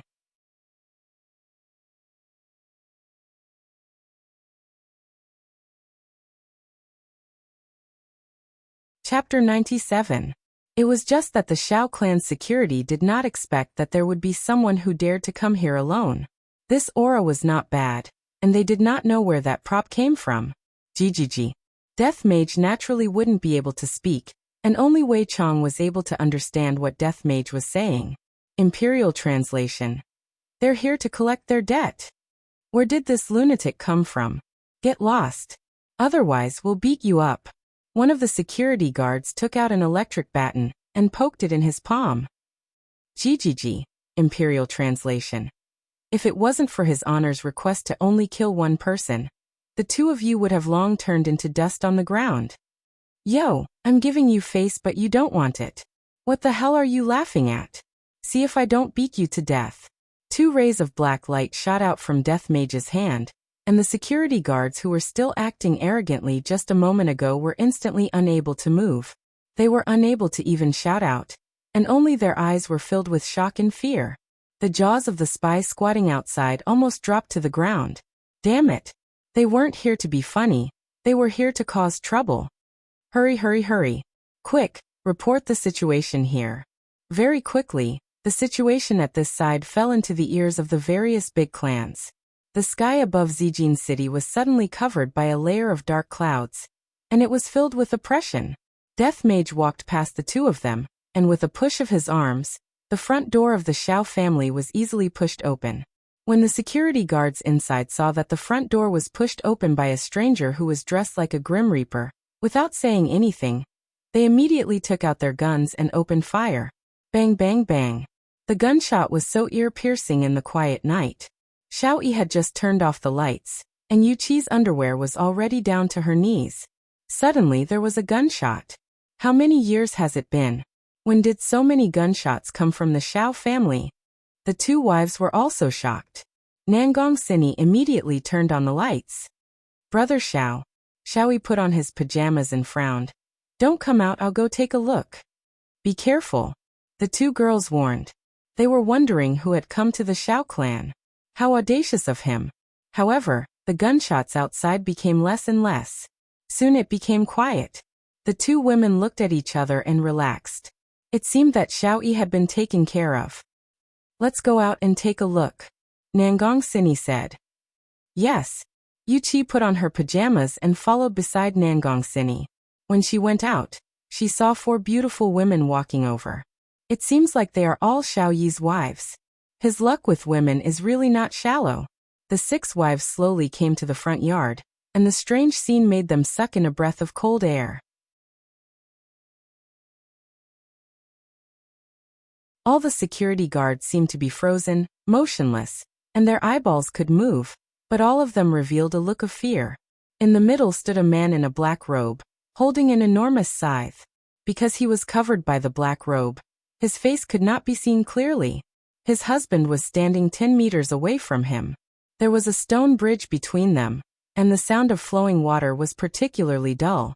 Xiao Yi's expression was heavy. This person's ability was probably on par with his. Where did such a person come from? Why didn't he know anything about it? Moreover, what was he doing here? What enmity did he have with him? May I ask why you have come to visit so late at night? Xiao Yi shouted in a deep voice. His aura continued to rise. Even if he lost, he didn't want to lose. Hee. Death Mage let out a strange sound again, and the 6 beauties couldn't help but feel a chill run down their spines. I'm afraid it isn't appropriate for you to tease me like this. Xiao Yi was a man with a temper. Furthermore, he was an immortal emperor in his previous life, and he was revered by thousands of people. Although he hadn't fully recovered his cultivation, he still had his dignity. Death Mage suddenly waved the scythe in his hand. Xiao Yi thought that Death Mage was going to attack him, and a green long sword condensed in his hand. This sword was called the Broken Emperor Sword, and it was personally forged by Xiao Yi. The body of the sword was green, and there were all kinds of runes on it. When activated by his cultivation, it would emit a dazzling light, and it was the tough King Xiao Yi's most proficient weapon. However, when he saw that Death Mage wasn't going to attack him, but was instead taking out his phone, his expression became even uglier, especially when he was so scared that he took out his weapon. Suddenly, the voice of the commentator of the World Cup rang out from Death Mage's phone. I was watching it too. Could it be that he was watching the match between Germany and South Korea? Why would such a strong person do such a weird thing? That's right, Death Mage was squatting in a corner watching the World Cup, and the face scan unlock was still on that screen. Death Mage took a glance at the screen. Damn it, it's still 0, 0. I better get down to business first. Stretching out the hand bone, Death Mage was drawing on the phone screen, not knowing what he was doing. Meanwhile, Xiao Yi was able to see that hand bone. This isn't a human. However, the 6 wives who were far away were not able to see anything clearly. When Death Mage took out the phone screen, the words on the screen were very big, and they were even scrolling across the screen. There weren't many words, but it caused Xiao Yi to be incomparably shocked, and even the 6 wives were dumbfounded. 2 words could be seen scrolling across the phone screen. Return the money. There were even 3 exclamation marks, indicating that Death Mage was very angry. Xiao Yi tightly held onto the Broken Emperor sword in his hand.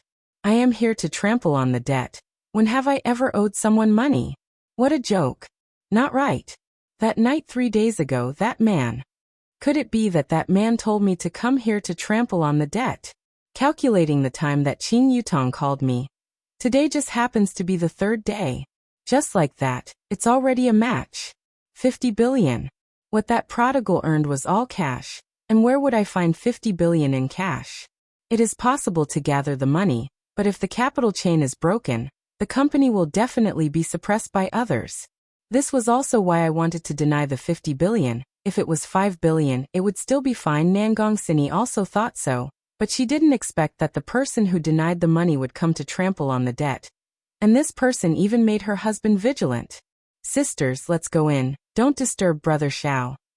Nangong Sini said tenderly. Towards her husband, she trusted him a lot. It could be said that her husband had never been defeated before. The women had also seen such a scene before. Although they were worried, they didn't want to distract their husband. All of them returned to the backyard and waited for their husband's triumphant return. Xiao Yi's gaze was deep, and at the same time, the desire that he had been immersed in for a long time was ignited. Being unrivaled is lonely. It has been a long time since I was this excited. Right now, it is hard to find an opponent. It is either that the opponent has some misgivings, or the opponent doesn't dare to. In any case, there are all sorts of reasons. And this person in front of me wrong. He is not a human. No matter what he came here for today, this battle must definitely be fought, and it must be won. If not, Xiao family will become a laughing stock in the entire north.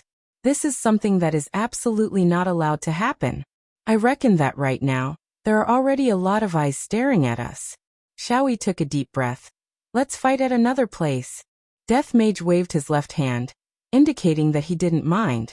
Such a disdainful action caused Xiao Yi to sneer. You don't even know who is standing in front of you. Do you think that I, the Emperor, will be afraid of you?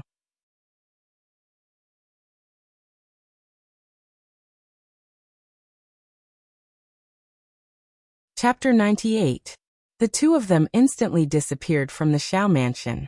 When they appeared again, they were already in the mountains several kilometers away. This place was desolate and uninhabited, and it was extremely suitable for a fierce battle. Just like what Xiao Yi had expected, all of the leaders of the powerful families in Zijin City knew about what had happened to the Xiao family. At first, he thought that it was just a joke, but he didn't expect that the other party was actually serious. At the other side of the northern suburb of Zijin City, there was a manor that was very modernized. And under the surface of this modernized manor, various kinds of mechanisms were concealed. and all of them were personally designed by Tang Wushuang. That's right. This was Tang Wushuang's home. At this moment, Tang Wushuang had also received the news from his subordinate, and he seemed to be very surprised. There is really someone who dares to provoke Shao Clan. Was that man inflated? Or ignorance? Bam! Bang! I won. Tang Wushuang let out a heavy sigh. He had married over 10 wives, and only after he married them did he realize that all of them were gambling experts. Even his gold desert eagle was used as a gambling cushion. Standing up, Tang Wushuang placed his hands behind his back and let out a long sigh. Why are all the people with the surname Tang so miserable? Could it be that I am the reincarnation of Tang Bohu? Wushuang, Quan Anrong walked over with a smile. Tang Wushuang was gratified. Finally, there was someone who was obedient. Anrong you. Wushuang, I'm out of money. Give me a few million first. Tang Wushuang's entire body froze. Wushuang, I'm just joking. Tang Wushuang couldn't help but rub his wife's nose. Little mischievous, I'm afraid a few million is not enough. How about 10 million? Tang Wushuang requested for a close-up shot of the scene where Tang Wushuang spurted out blood. Alright, I won't joke around anymore. Did something happen on Brother Zhao's side? Quan Anrong pinched her husband's face and smiled. What a fool. Tang Wushuang smiled helplessly. And there's news. If I didn't guess wrongly, they should be here to collect the debt. Wushuang, Brother Xiao is so powerful. He should be able to settle this easily. Anrong, do you mean that you don't want me to get involved in this matter? Tang Wushuang wrinkled his brows. He didn't understand the profound meaning behind Anrong's words. Quan Anrong held onto Tang Wushuang's arm and walked out of the chess room. Then they arrived at the garden outside. Firstly, Brother Zhao's strength is very powerful, and even if you were to go, you wouldn't be able to do anything. We won't do something like adding flowers to brocade, and if we are going to do something, we will have to do something like sending charcoal in snowy weather. Timely help. Tang Wushuang's brows became very deep. Brother Zhao's reputation in the circle is very big, even surpassing yours. Wushuang, although you don't say it, I can see that you still care about it. Quan Anrong looked at her husband's expression and continued. Tonight, if Brother Xiao is safe and sound, we will pretend that we didn't say anything. If anything happens to Brother Xiao, Wushuang, this is your chance. But Tang Wushuang fell into a multiple-choice question, and it was very hard for him to make a decision. Wushuang, if Brother Xiao really falls tonight, you really have to prepare for a rainy day. Zijin City will undergo another big reshuffle. All the big families, hidden families, sects, the world of cultivators, the world of special abilities, and those who live under the wings of the Xiao family will have to make new choices. But I don't want to betray Brother Xiao. After all, he saved my life. Quan Anrong sighed. How could she not know? But to help her man reach the top, she would have to sacrifice a lot. Wushuang, I'm not asking you to betray Brother Xiao. You just need to be a good person. In an instant, Tang Wushuang understood what his wife meant. If Brother Xiao were to be defeated tonight, then the entire Xiao family would be without a leader, and with the identity of Xiao Yi's brother, he would be able to support the Xiao family once again. Not only that, he would be able to obtain benefits from this, and furthermore, he wouldn't lose his reputation, and other people would even praise him for being loyal. Wushuang, don't think too much. Brother Xiao is very powerful. There are countless people who want to take him down, but none of them succeeded. It's very difficult for the thing we're talking about to happen. If it happens, it'll be your chance. Of course, you don't have to choose this path. After all, it's just a suggestion. Quan Anrong kissed her husband's cheek and walked into the house, but suddenly stopped, as if she had thought of something. Wushuang, you still have a master. Xiaoyi doesn't have this. Tang Wushuang's body trembled. Master. How could he not know that this was a rare opportunity to swallow up the Xiao family? Then the whole Tang family would be flipped upside down. At that time, the Bai family would be nothing, and there would still be those aristocratic families eyeing them covetously. But the prerequisite was that Xiao Yi had to die. The probability of that was even lower than winning the lottery. And in the western suburb of Zijin City, there was a castle. Looking at it from afar, It looked very much like the vampire castle that was shown in the movies. Furthermore, if one wanted to enter the castle, one had to pass through a drawbridge. This was the place where the Bai family lived, and the woman who lived here was Bai Cixin, who was known as the Beauty of the North. In the living room of the castle, 2 men and a woman were sitting on a sofa that was as red as blood. The woman was Bai Cixin.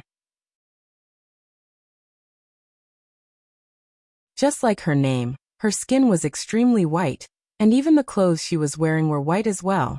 On her head, there was a white scarf, which added a sense of mystery to her. On her delicate hands, she was wearing a pair of white gloves. And she was sitting on the main sofa, and the 2 men were sitting on both sides of her. There was no need to talk about the status of the family. Right now, she was holding onto a teacup, and with her bright red lips, she was tasting the newly grown Maojian tea. Debao, don't buy this kind of tea anymore in the future. You know that I'm used to Dahongpo tea. Bai Cixin lightly placed down the teacup. She didn't care about how much this tea was worth at all. In Bai Cixin's heart, there was only good and bad tea. Wang Debao laughed embarrassedly. Wife, recently Dahongpo tea is in short supply. If you want to drink it, you will have to wait for a while. Look for the person who is hoarding the goods. Bai Cixin said faintly, killing intent surfaced in her tone. Wang Debao liked his wife's aloof look, because at night, he would be aloof. Wife, you have the final say. Bai Qi, who was sitting at the side, was very melancholic. He didn't care whether it was Maojian tea or Dahongpo tea. In any case, it was bitter. Big sister, how are we going to deal with Long and City? Bai Cixin said lightly, they are just some insignificant small figures. During this period of time, don't go to the south. Understood, big sister. Bai Qi paused for a moment, then asked curiously, Big sister, we just gave away that 50 billion? Is that true? Bai Qi still didn't understand his own big sister. On the surface, his big sister looked gentle and pleasant, but in the dark, she was actually a female devil. This time, brother-in-law lost 50 billion, and when it was time for him to return the money, he would definitely ask big sister, and big sister actually agreed to it. In actuality, Wang Debao was also curious. He felt that his wife's intention was rather deep, but he didn't dare to ask about it. If he were to ask about it, it would make him seem like an idiot, as if he didn't even understand what was going on. It just so happened that his brother-in-law asked about it, and everything went so smoothly. Debao, what do you think? Bai Cixin suddenly asked her husband.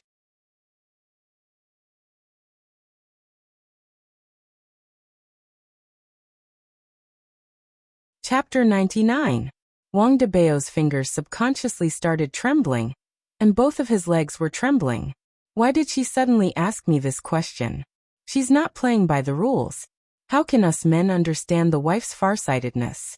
The wife's thoughts are as fine as a needle and meticulous. How can a husband dare to guess the wife's intentions blindly? In any case, everything that the wife says is right. Even if she is wrong, she is still right. Wang Debao felt that he had never felt so refreshed before.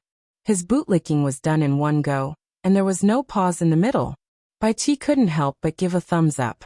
Brother-in-law's desire to live actually made his choice of words a lot sharper. Awesome. Bai Cixin lightly tapped onto her husband's forehead and said indifferently, When did I say that I will really give them the 50 billion? Oh. The use of the 50 billion will be tonight. Whether it is worth it or not will also be decided tonight. If it is not worth it, then we will take it back. Zijin City will not have a Qing family anymore. If it is worth it, then it couldn't be any better. The 2 men were stupefied. My dear wife is wise. Big sister is formidable. The 2 bootlickers. Perhaps the world might change tomorrow. Xiao family and Tang family seem to be in an alliance, but who would be willing to lower their head to the other? This is truly becoming more and more interesting. Bai Cixin shook her head, then rubbed her thumb and index finger together. Let's wait for the result tomorrow morning. Bai Qi, you should sleep early. Hubby, let's go back to our room. Okay, Wang Debao said happily. There is nothing more pleasurable than being able to press down on my wife. Looking at big sister and brother-in-law leaving, Bai Qi couldn't understand. Why does big sister like Wang Debao? This is truly depressing. However, not only Tang family and Bai family were discussing, Right now, many big figures had woken up from their dreams and were waiting for the result so that they could prepare for their next move. The debt collection this time around was not only a matter of money, it was also related to the interests of a lot of people. Among them, there was more than 50 billion, and Yi Hua's carelessness caused ripples to appear on the surface of the calm lake. The ripples were gradually forming into ocean waves. The temperature in the mountains was a bit low, but the killing intent that was being emitted out from Xiao Yi's body caused the temperature to drop once again. The tense atmosphere continued to condense, and a wave of killing intent spread out in all directions. Although the broken emperor sword in Xiao Yi's hand was not unsheathed, there was a sharp and fierce sword qi that was pressing towards Death Mage. Although Xiao Yi was only wearing a nightgown, Xiao Yi was like a king. As long as he waved the broken emperor sword in his hand, heads would roll and blood would float around. However, this kind of aura was completely useless against Death Mage. However, Death Mage was a ranged fighter, while Xiao Yi was a melee fighter. It was clear that Death Mage was at a disadvantage. Adding on the fact that Xiao Yi was not an ordinary person, he had a lot of battle experience. It was very easy for him to find the opponent's weak point and deal a fatal blow. However, the Death Mage was not just for show. Although the Death Mage had developed a bad habit of betting on football matches, its battle prowess was not to be underestimated.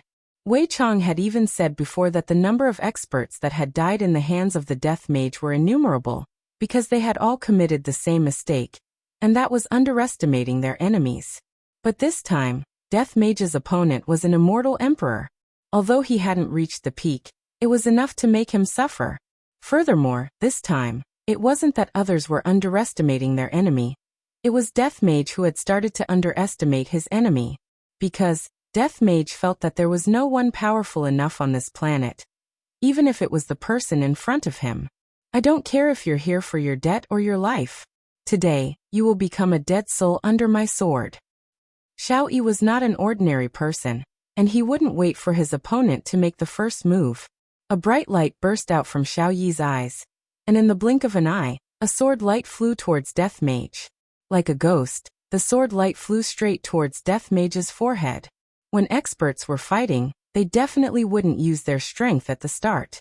Instead, they would use probing attacks, just like what Xiao Yi was doing. Don't look down on Xiao Yi. If it was Tang Wushuang, he would have to deal with Xiao Yi properly. Although Death Mage looked down on Xiao Yi, he didn't dare to easily receive Xiao Yi's sword attack. What Master said is indeed correct. This man's strength is indeed formidable. No matter if it is his strength or his speed, this man has already seen through the next sword attack. Xiao Yi's gaze became serious. As expected, this man is an expert. Xiao Yi gave up on stabbing towards Death Mage in front of him, and instead, turned around and slashed towards Death Mage. Emperor Broken Sword immediately blossomed with a dazzling light, forming a sword qi that slashed towards the air. The air in front of Xiao Yi immediately flared up, and the trees in front of Xiao Yi were all sliced into two.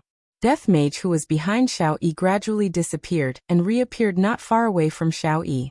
His body had already been sliced into two by the sword qi.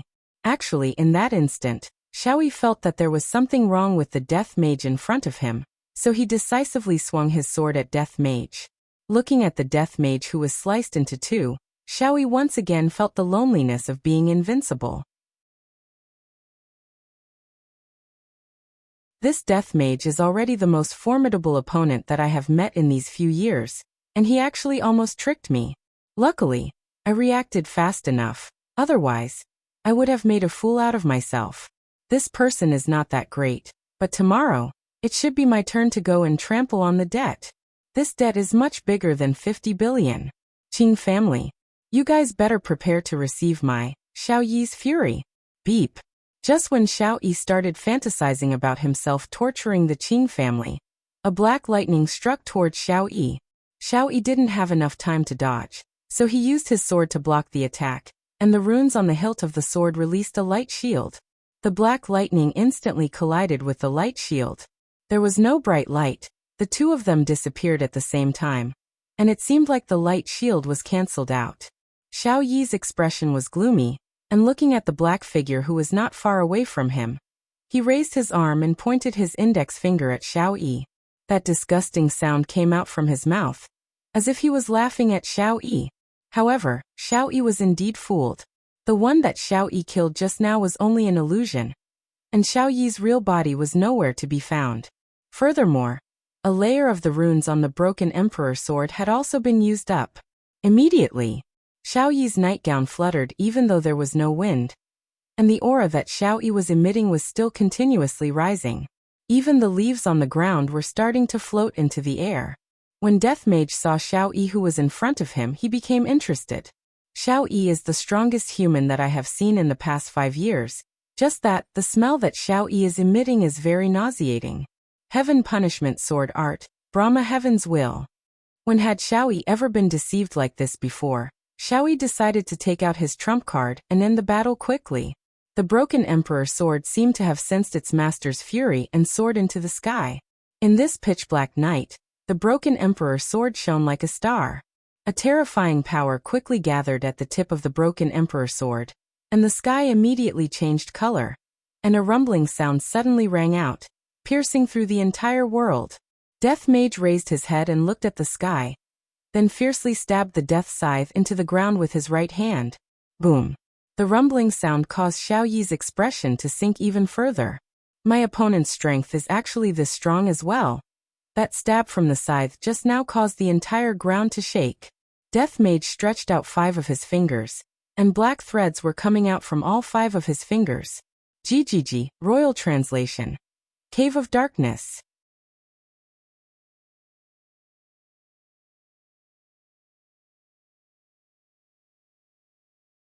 Chapter 100. However, no matter what technique you use, no matter if you are a human or a ghost, you will still have to die under my sword. Xiao Yi shouted out lightly as his fingers quickly formed seals. Broken emperor sword that was in the sky shot out a dazzling light, and that dazzling light brought along a terrifying power as it struck towards Death Mage who was on the ground. Before the dazzling light even touched the ground, the powerful airwave that was emitted from the dazzling light already caused all of the trees to collapse, instantly raising the ground to the ground. From this, it could be seen just how powerful this move was. And under this terrifying power, there was also a huge sound wave attack. However, Death Mage seems to have no eardrums. Go and die, trash, no matter who it is. Don't even think about acting cool in front of me, Xiao Yi. The people who acted cool in front of me have all been sent to hell, and you are no exception. Death Mage really didn't know how to speak. If it was possible, I would definitely have a verbal battle with Xiao Yi. You are still acting cool like this. I will beat you up. Looking at the terrifying dazzling light that was coming towards him, Death Mage controlled the Cave of Darkness and used it to block in front of him. Then he secretly took out his phone and looked at the result of the match. The first half has ended. Germany and South Korea have yet to score a goal. I wonder who will score a goal first in the second half. I am truly looking forward to it. The sound that came out from the phone wasn't loud, but Xiao Yi heard it. Him. He still has the mood to watch the World Cup. He is ignoring me, ignoring my aura, ignoring my technique, and even more so, ignoring my ability to act cool. If that's the case, there are only 2 results today: either you die, or I die. Death Mage quickly kept his phone, then faced Xiao Yi's big move with a serious expression. After all, I have to respect others. I can't trample on others' dignity, and I can't sneakily watch the World Cup while others are using big moves. Go and die. Xiao Yi shouted out. Seems like he was really angered by Death Mage's actions. However, the dazzling light shot into the cave, and then everything returned to normal. A cold wind blew onto Xiao Yi's nightgown, and also blew onto Death Mage's black robe. Right now, Xiao Yi's stupefaction should be accompanied by a sad arrow. Only then would it be able to bring out the stupefaction in Xiao Yi's heart. This is impossible. Just who are you? Xiao Yi shouted out gravely. GGG, Imperial Translation. Your dad. After Xiao Yi heard this, his face alternated between white and red. He was still teasing him. His eyes narrowed and his hands quickly formed seals. Congratulations, you've successfully angered this emperor. Heaven Punishment Sword Technique, Buddha's Fury 9 Lotus. The broken emperor sword, which was floating in the air, shone brightly, and the body of the sword trembled violently. Bang! One divided into two, and then more and more. In a split second, the 9 broken emperor swords floated above the death mage, locking onto the death mage from all directions. Furthermore, the 9 broken emperor swords were condensing a power that was even more frightening than before. When this power was formed, the entire space around the death mage was violently distorted. Just like Xiao Yi's handsome face, it was incomparably malevolent. Xiao Yi hadn't used this move in a long time. He felt that no one in this world could block it. When he was an immortal emperor, he used it and the opponent disappeared without a trace. One could see how powerful this move was. However, his opponent this time was Death Mage, Wei Cheng's valiant general. It stretched out its 10 bony fingers, and black fog appeared on its fingertips, just like before. Hehehe, Imperial Translation. 9 dark acupoints. 9 mirror-like bottomless abysses appeared around Death Mage. Xiao Yi, who was not far away from Death Mage, was stupefied. Just a moment ago, the mirror that Death Mage summoned out swallowed my attack, and this time, I have to continuously shoot out 9 times. And to think that Death Mage summoned out 9 mirror-like things as well. Just what the hell is this? Why are they able to swallow my attack? However, this time it is different. The might of every single one of the mirror-like things is much stronger than before. No matter how deep your black hole is, I have to pierce through it. As expected, 9 mirror-like light beams shot down from the sky, and the entire sky became as bright as day. The scene was rather spectacular. Even the few people who were floating in the sky a few miles away from Death Mage sucked in a breath of cold air when they saw this scene. As expected of the Xiao family's family master. But after the 9 mirror-like light beams shot down, the night was still night, the crickets were still chirping, and the people who were stupefied were still stupefied. Xiao Yi rubbed his eyes. After the 9 mirror-like light beams shot down from the sky, not even a fart was let out. How is this possible? Even the weakened version of Buddha's Fury 9 Lotus wouldn't have such an effect. Death Mage let out a strange laughter once again. Don't misunderstand, this is not a mockery. Well, that was a mockery. Death Mage suddenly opened up both of his arms, and a strange black mist suddenly blossomed out from his body. The black mist corroded the ground like a virus, causing Xiao Yi's face to turn pale with fright. The black mist was like a tentacle that was trying to attack him. Xiao Yi did not have the time to think and immediately dodged. Tentacles of Darkness. This was one of the Death Mage's ultimate spells. It had a very strong corrosive power and penetrative power. As long as one was entangled by it, they would suffer a fate worse than death. Moreover, this was a tentacle, and it was big, thick and round. Xiao Yi had never seen such a technique before. He had clearly cut it off, but the tentacles immediately grew back. No matter how he dodged, there were always many tentacles blocking his way. As an immortal emperor, Xiao Yi was like a monkey running around. His sweat quickly soaked his robe. In a split second, Death Mage grabbed hold of Xiao Yi's weak point, and controlled his tentacles to form a big fist and punch toward Xiao Yi. Bang! Xiao Yi's body flew out like a cannonball, breaking all the trees along the way. Boom! Xiao Yi fiercely crashed onto the side of a mountain, causing the entire mountain to sway, and all the birds and beasts on the ground to jump in fright. Death Mage picked up the scythe of death that was stabbed into the ground and slowly walked towards the place where Xiao Yi had fallen. Today's mission was not to kill him, but to kill his woman in front of him. I reckon that this kind of feeling will definitely be extremely pleasurable. How did Master think of such a move? More and more people gathered over. They did not enter the battlefield, and chose to watch from a few miles away. Some of them were enemies, but for this kind of incomparable battle, they temporarily put aside their grudges. However, from the looks of it, Xiao Yi's opponents were not weak at all. Among these people, there was a man and a woman who were wearing light muslin, and with just a look, one could tell that they were cultivators. Senior Marshal Brother, Xiao family might be in trouble, we should go back and report this to the sect head. Junior Marshal Sister, the sect head had already come to an agreement with Bai family, there is no need to worry. Bai family. Senior Marshal Brother, Bai Cixin is not a good person, cooperating with them, we. Junior Marshal Sister, although Bai Cixin is vicious, we still need by family's resources. After this battle, we still have to make a trip to the south. South. Why are we going there? Of course, it is to bring treasures. Curiosity appeared in the junior Marshall sisters' eyes. What kind of treasures would require them to take the risk to sneak into the south? Everyone was incomparably shocked. Originally, they thought that Xiao Yi would be able to win easily, but from the looks of it now, Xiao Yi's strength had increased by another level. Xiao Yi was completely suppressed by Xiao Yi, and they had never seen Xiao Yi being beaten to this state before. Seems like Zijin City is really going to change. However, as an immortal emperor, how could he not have a trump card? That would be looking down on immortal emperors too much. Right when Death Mage was slowly walking towards Xiao Yi, his body suddenly stopped, and he dodged to the side. However, he was still too slow. His left arm was neatly cut off and fell onto the ground. Right now, Xiao Yi was wearing a golden gown and silver armor, and his hand was holding onto a golden long sword. Although there was a trace of blood on the corner of his mouth and his complexion was not very good, in the end, Xiao Yi was still forced to take out his trump card.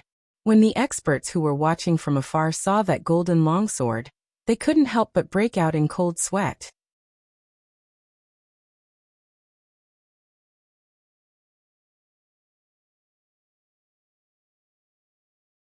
Chapter 101. When the spectators in the distance saw the Xianyuan sword, they all gasped. A few years ago, there were rumors that the Xianyuan sword had appeared. Who would have thought that it would fall into Xiao Yi's hands? If it wasn't for the fact that he was so strong today, no one would have thought of this. This Xiao Yi really hid his strength deeply, and that armor he was wearing was definitely not ordinary. This trump card was simply a king's trump card. Looking at his opponent, he had lost an arm due to his carelessness. Other than the black robe and the sickle in his right hand, he had nothing else on him. The difference in equipment was too big. Not only would Xiao Yi not lose tonight, but he would also become famous. His reputation would be even higher than before, and the Xiao family's status would also rise because of this battle. Not to mention the other chain reactions. In actuality, the majority of the spectators hoped that Xiao Yi would lose. The current situation required a breakthrough, and tonight was a rare opportunity, just that right now. At this moment, Xiao Yi was holding the Xianyuan sword. The sword was releasing a faint light, and with his golden robe and silver armor, he was like a god descending to the mortal world. Just standing there would cause people to feel fear. But Xiao Yi was shocked. That sneak attack just now could have killed the opponent, but the opponent had discovered it. It was just a broken arm, and from the looks of it, it didn't seem to be of much use. However, he had already taken out the Xianyuan sword and the mystic tortoise strange armor. One was shockingly powerful, while the other had explosive defense. He didn't believe that he couldn't kill this skeleton. I didn't think that Xiao Yi couldn't be low-key anymore. After tonight, the Xiao family will definitely rise to glory once more. Although the plan has been brought forward, it is not a big deal. Let the world witness the true strength of this emperor.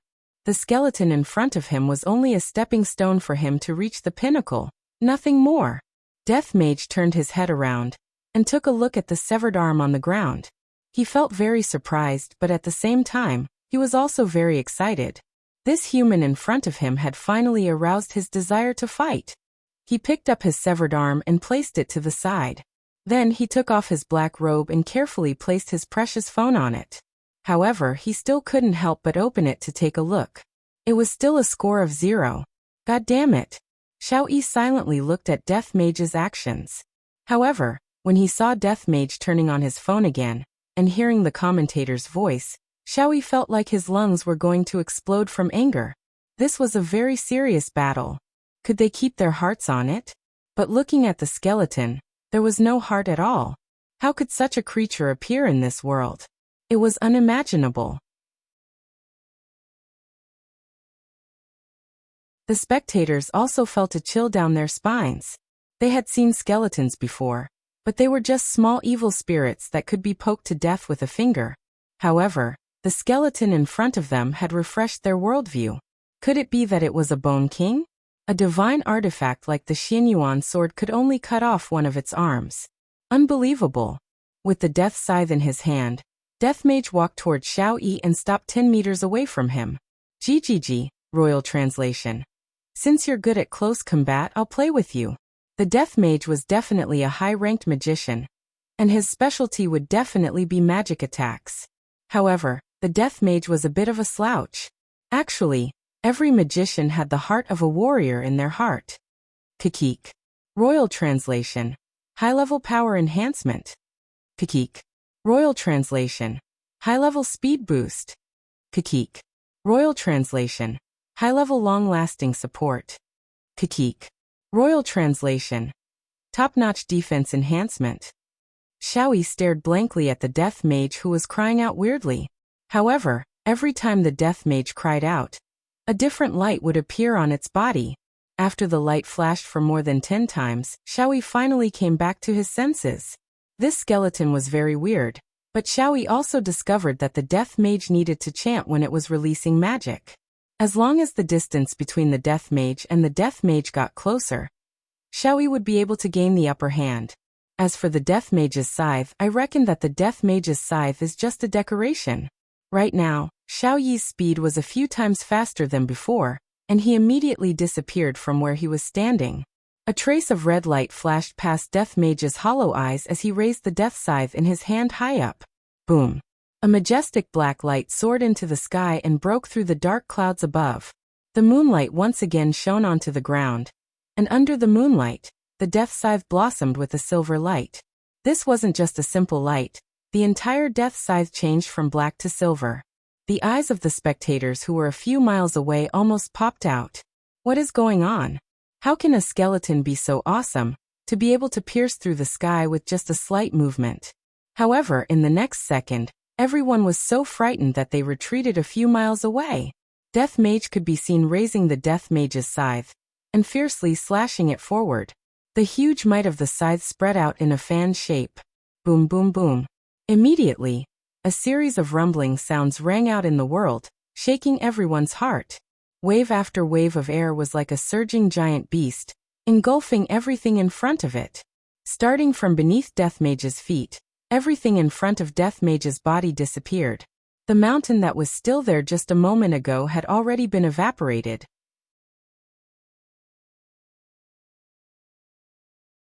The might of the Death Mage's scythe was actually so terrifying.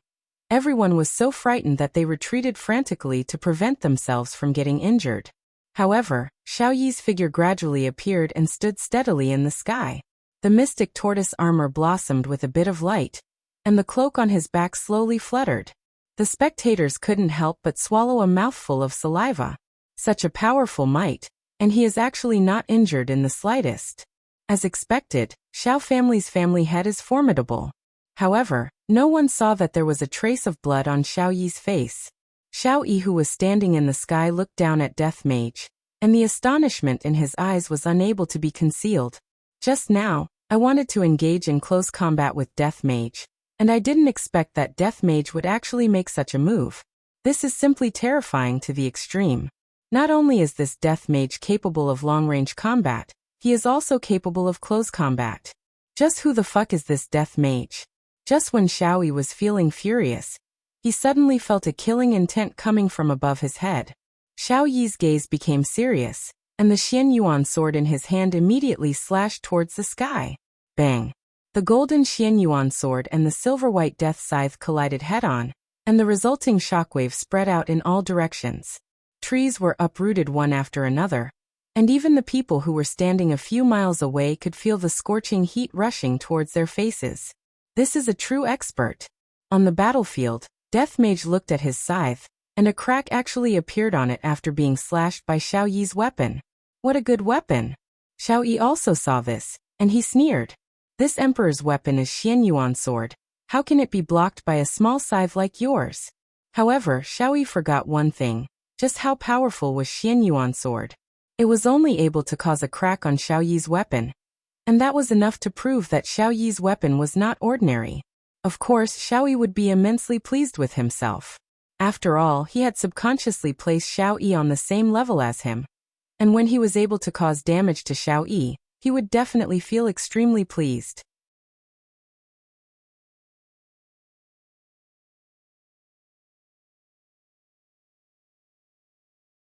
Chapter 102. When it comes to close combat, Xiao Yi was indeed a veteran. Death Mage was being a little too careless in this aspect. It was clear that he was underestimating his opponent. However, Death Mage, who had all sorts of buffs, was not someone to be trifled with. Die. Xiao Yi's killing intent surged. The Xianyuan sword in his hand felt its master's killing intent, and the light on the sword became even more dazzling. The technique that Death Mage was using was incomparably simple. Even a child would know about it. Other than slashing, it was just slashing. Right now, the two of them were competing to see who would reveal a flaw first. However, both of them were people who had been through hundreds of battles, so how could it be that easy for them to reveal a flaw? Not a single person could be seen in the entire battlefield, and one could only hear the deafening loud sounds, and the ground that was collapsing in all directions. The people who were watching the battle were all stupefied. To demand a debt to this extent, there really isn't anyone else who can do this.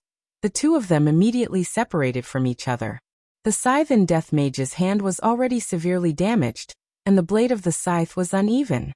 Furthermore, a few of Death Mage's ribs had been broken, and his situation was not very good. Furthermore, Death Mage seemed to have exhausted a bit of his strength. However, Xiao Yi was not in a good state either.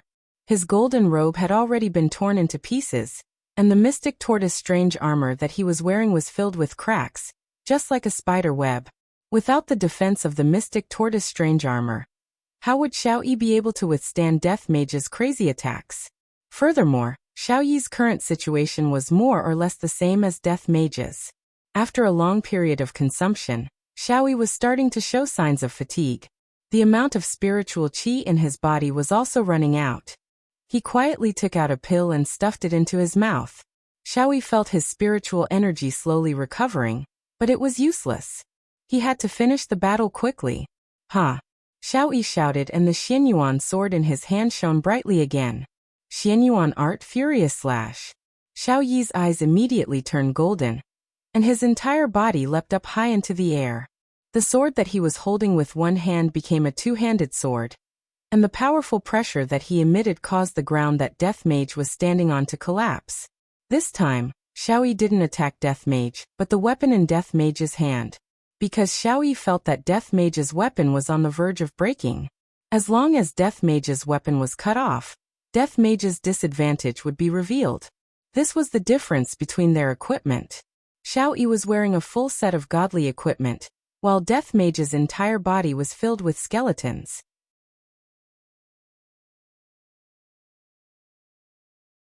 If it wasn't for the fact that Xiao Yi was buffed with magic, Death Mage would have long been chopped into pieces by the Xianyuan sword. However, Death Mage also knew that he did not have much mana left, and his mood was exceptionally terrible. This damned human actually made me so miserable. Boom! The two weapons clashed against each other again. And just like what Xiao Yi had expected, Death Mage's weapon was instantly cut into two. The silver-white light disappeared, and Death Mage's weapon returned to its original black color. When Death Mage saw that his scythe was cut into two by a human, he immediately let out a roar that would make people tremble with fear. Black fog began to emit out from Death Mage's entire body. Death Mage had already lost his rationality. If Master were to find out that he still ended up like this after dealing with a human, where would his face be? Where would his honor's face be? Damned humans, go to hell. Use your blood to wash away your shame. A huge amount of magic power burst out from Death Mage's body, and the people who were a few kilometers away immediately felt as if a small mountain was pressing down on their bodies. Without caring about anything else, they immediately activated their movement techniques and immediately ran for their lives. However, when they were running for their lives, every single one of them coughed out a few mouthfuls of blood. And Xiao Yi, who was the closest to Death Mage, was able to sense the craziness of Death Mage even more clearly. His gaze was filled with shock and fear. I never thought that Death Mage would be this abnormal. If Death Mage had used his full strength from the start, I might not have been able to defend against him. But now, Xiao Yi quickly stuffed a few pills into its mouth. Right now, he could only fight with his life on the line. If it didn't die, then he would die. Xianyuan art, blood sacrifice. This was the move that Xiao Yi did not want to use the most. It was a move that would cause him to lose 3,000 of his life force. Although he could instantly increase his strength, the side effect was that his lifespan and cultivation would decrease. If he were to use this move, he might not even be able to defeat Tang Wushuang. However, he had no choice but to use it. Xiao Yi grabbed onto the Xianyuan sword with his left hand, and fresh blood immediately gushed out from the Xianyuan sword. The Xianyuan sword was like a gluttonous child as it continuously sucked the blood out of the Xianyuan sword. Xiao Yi's complexion quickly turned pale. However, in just an instant, a power that could destroy the heavens and earth surged out from his body. This power made Xiao Yi feel as if he was back in the past. Xianyuan art, divine destruction. Xiao Yi's body could be seen emitting a golden light, and it actually merged with the Xianyuan sword.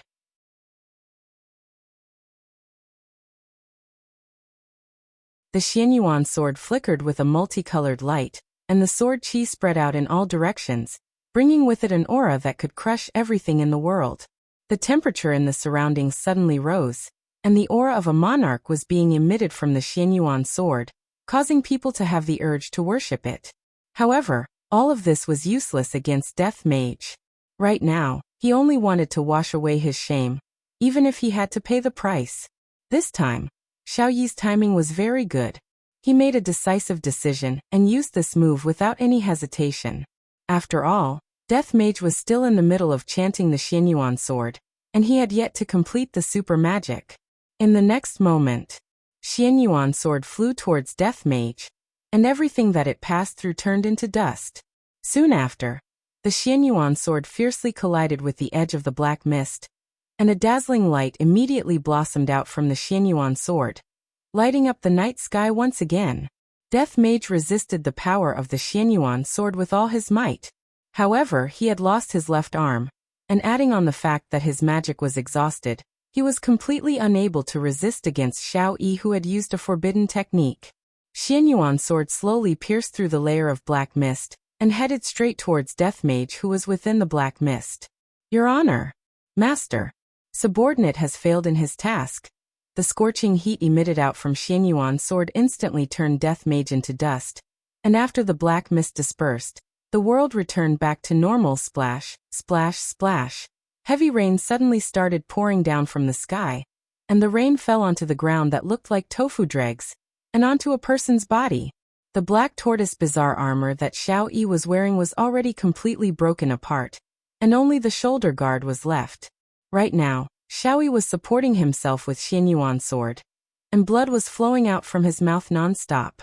I didn't expect that layer of black mist to be so powerful, to be able to heavily injure me once again, making my situation even worse. Luckily, I managed to kill the black mist without any mishaps.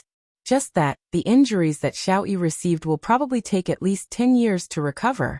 Cough, cough, cough.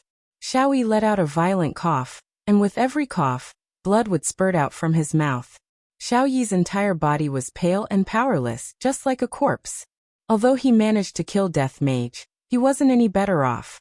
Even his strongest defense, the Mystic Tortoise Bizarre Armor, was shattered, and not to mention the side effects of the forbidden technique, Xiao Yi paid a painful price in exchange for victory. Congratulations to Xiao family head for defeating a strong enemy. We admire you greatly. Congratulations to Xiao family head. We admire you greatly. Xiao family head's heroic bearing is extraordinary. We admire you wholeheartedly. A few figures landed beside Xiao Yi, and Xiao Yi had no choice but to prop his body up and pretend to be very relaxed. Furthermore, he even had to carry a smile on his face. However, this smile of his caused the injuries within his body to worsen, causing him to be unable to vomit blood out. Right now, I am very weak. If they want to attack me, I don't even have the strength to fight back at all. Furthermore, who doesn't want to possess a treasure like Xianyuan sword? To be able to kill such a strong enemy is more than enough to prove everything. Xiao Yi straightened his back and coldly swept his gaze across everyone. The latter couldn't help but take a step back. I didn't expect that this Xiao Yi still has strength. You're tuning in to the Li Mei's Wuxia Whispers YouTube channel. We're so grateful for your support, and don't forget to subscribe to join us on this incredible journey through captivating stories. Your generosity through donations truly makes a world of difference, as it's the primary source of revenue that allows me to expand and enhance this channel for you. Thank you from the bottom of my heart for being a part of this adventure.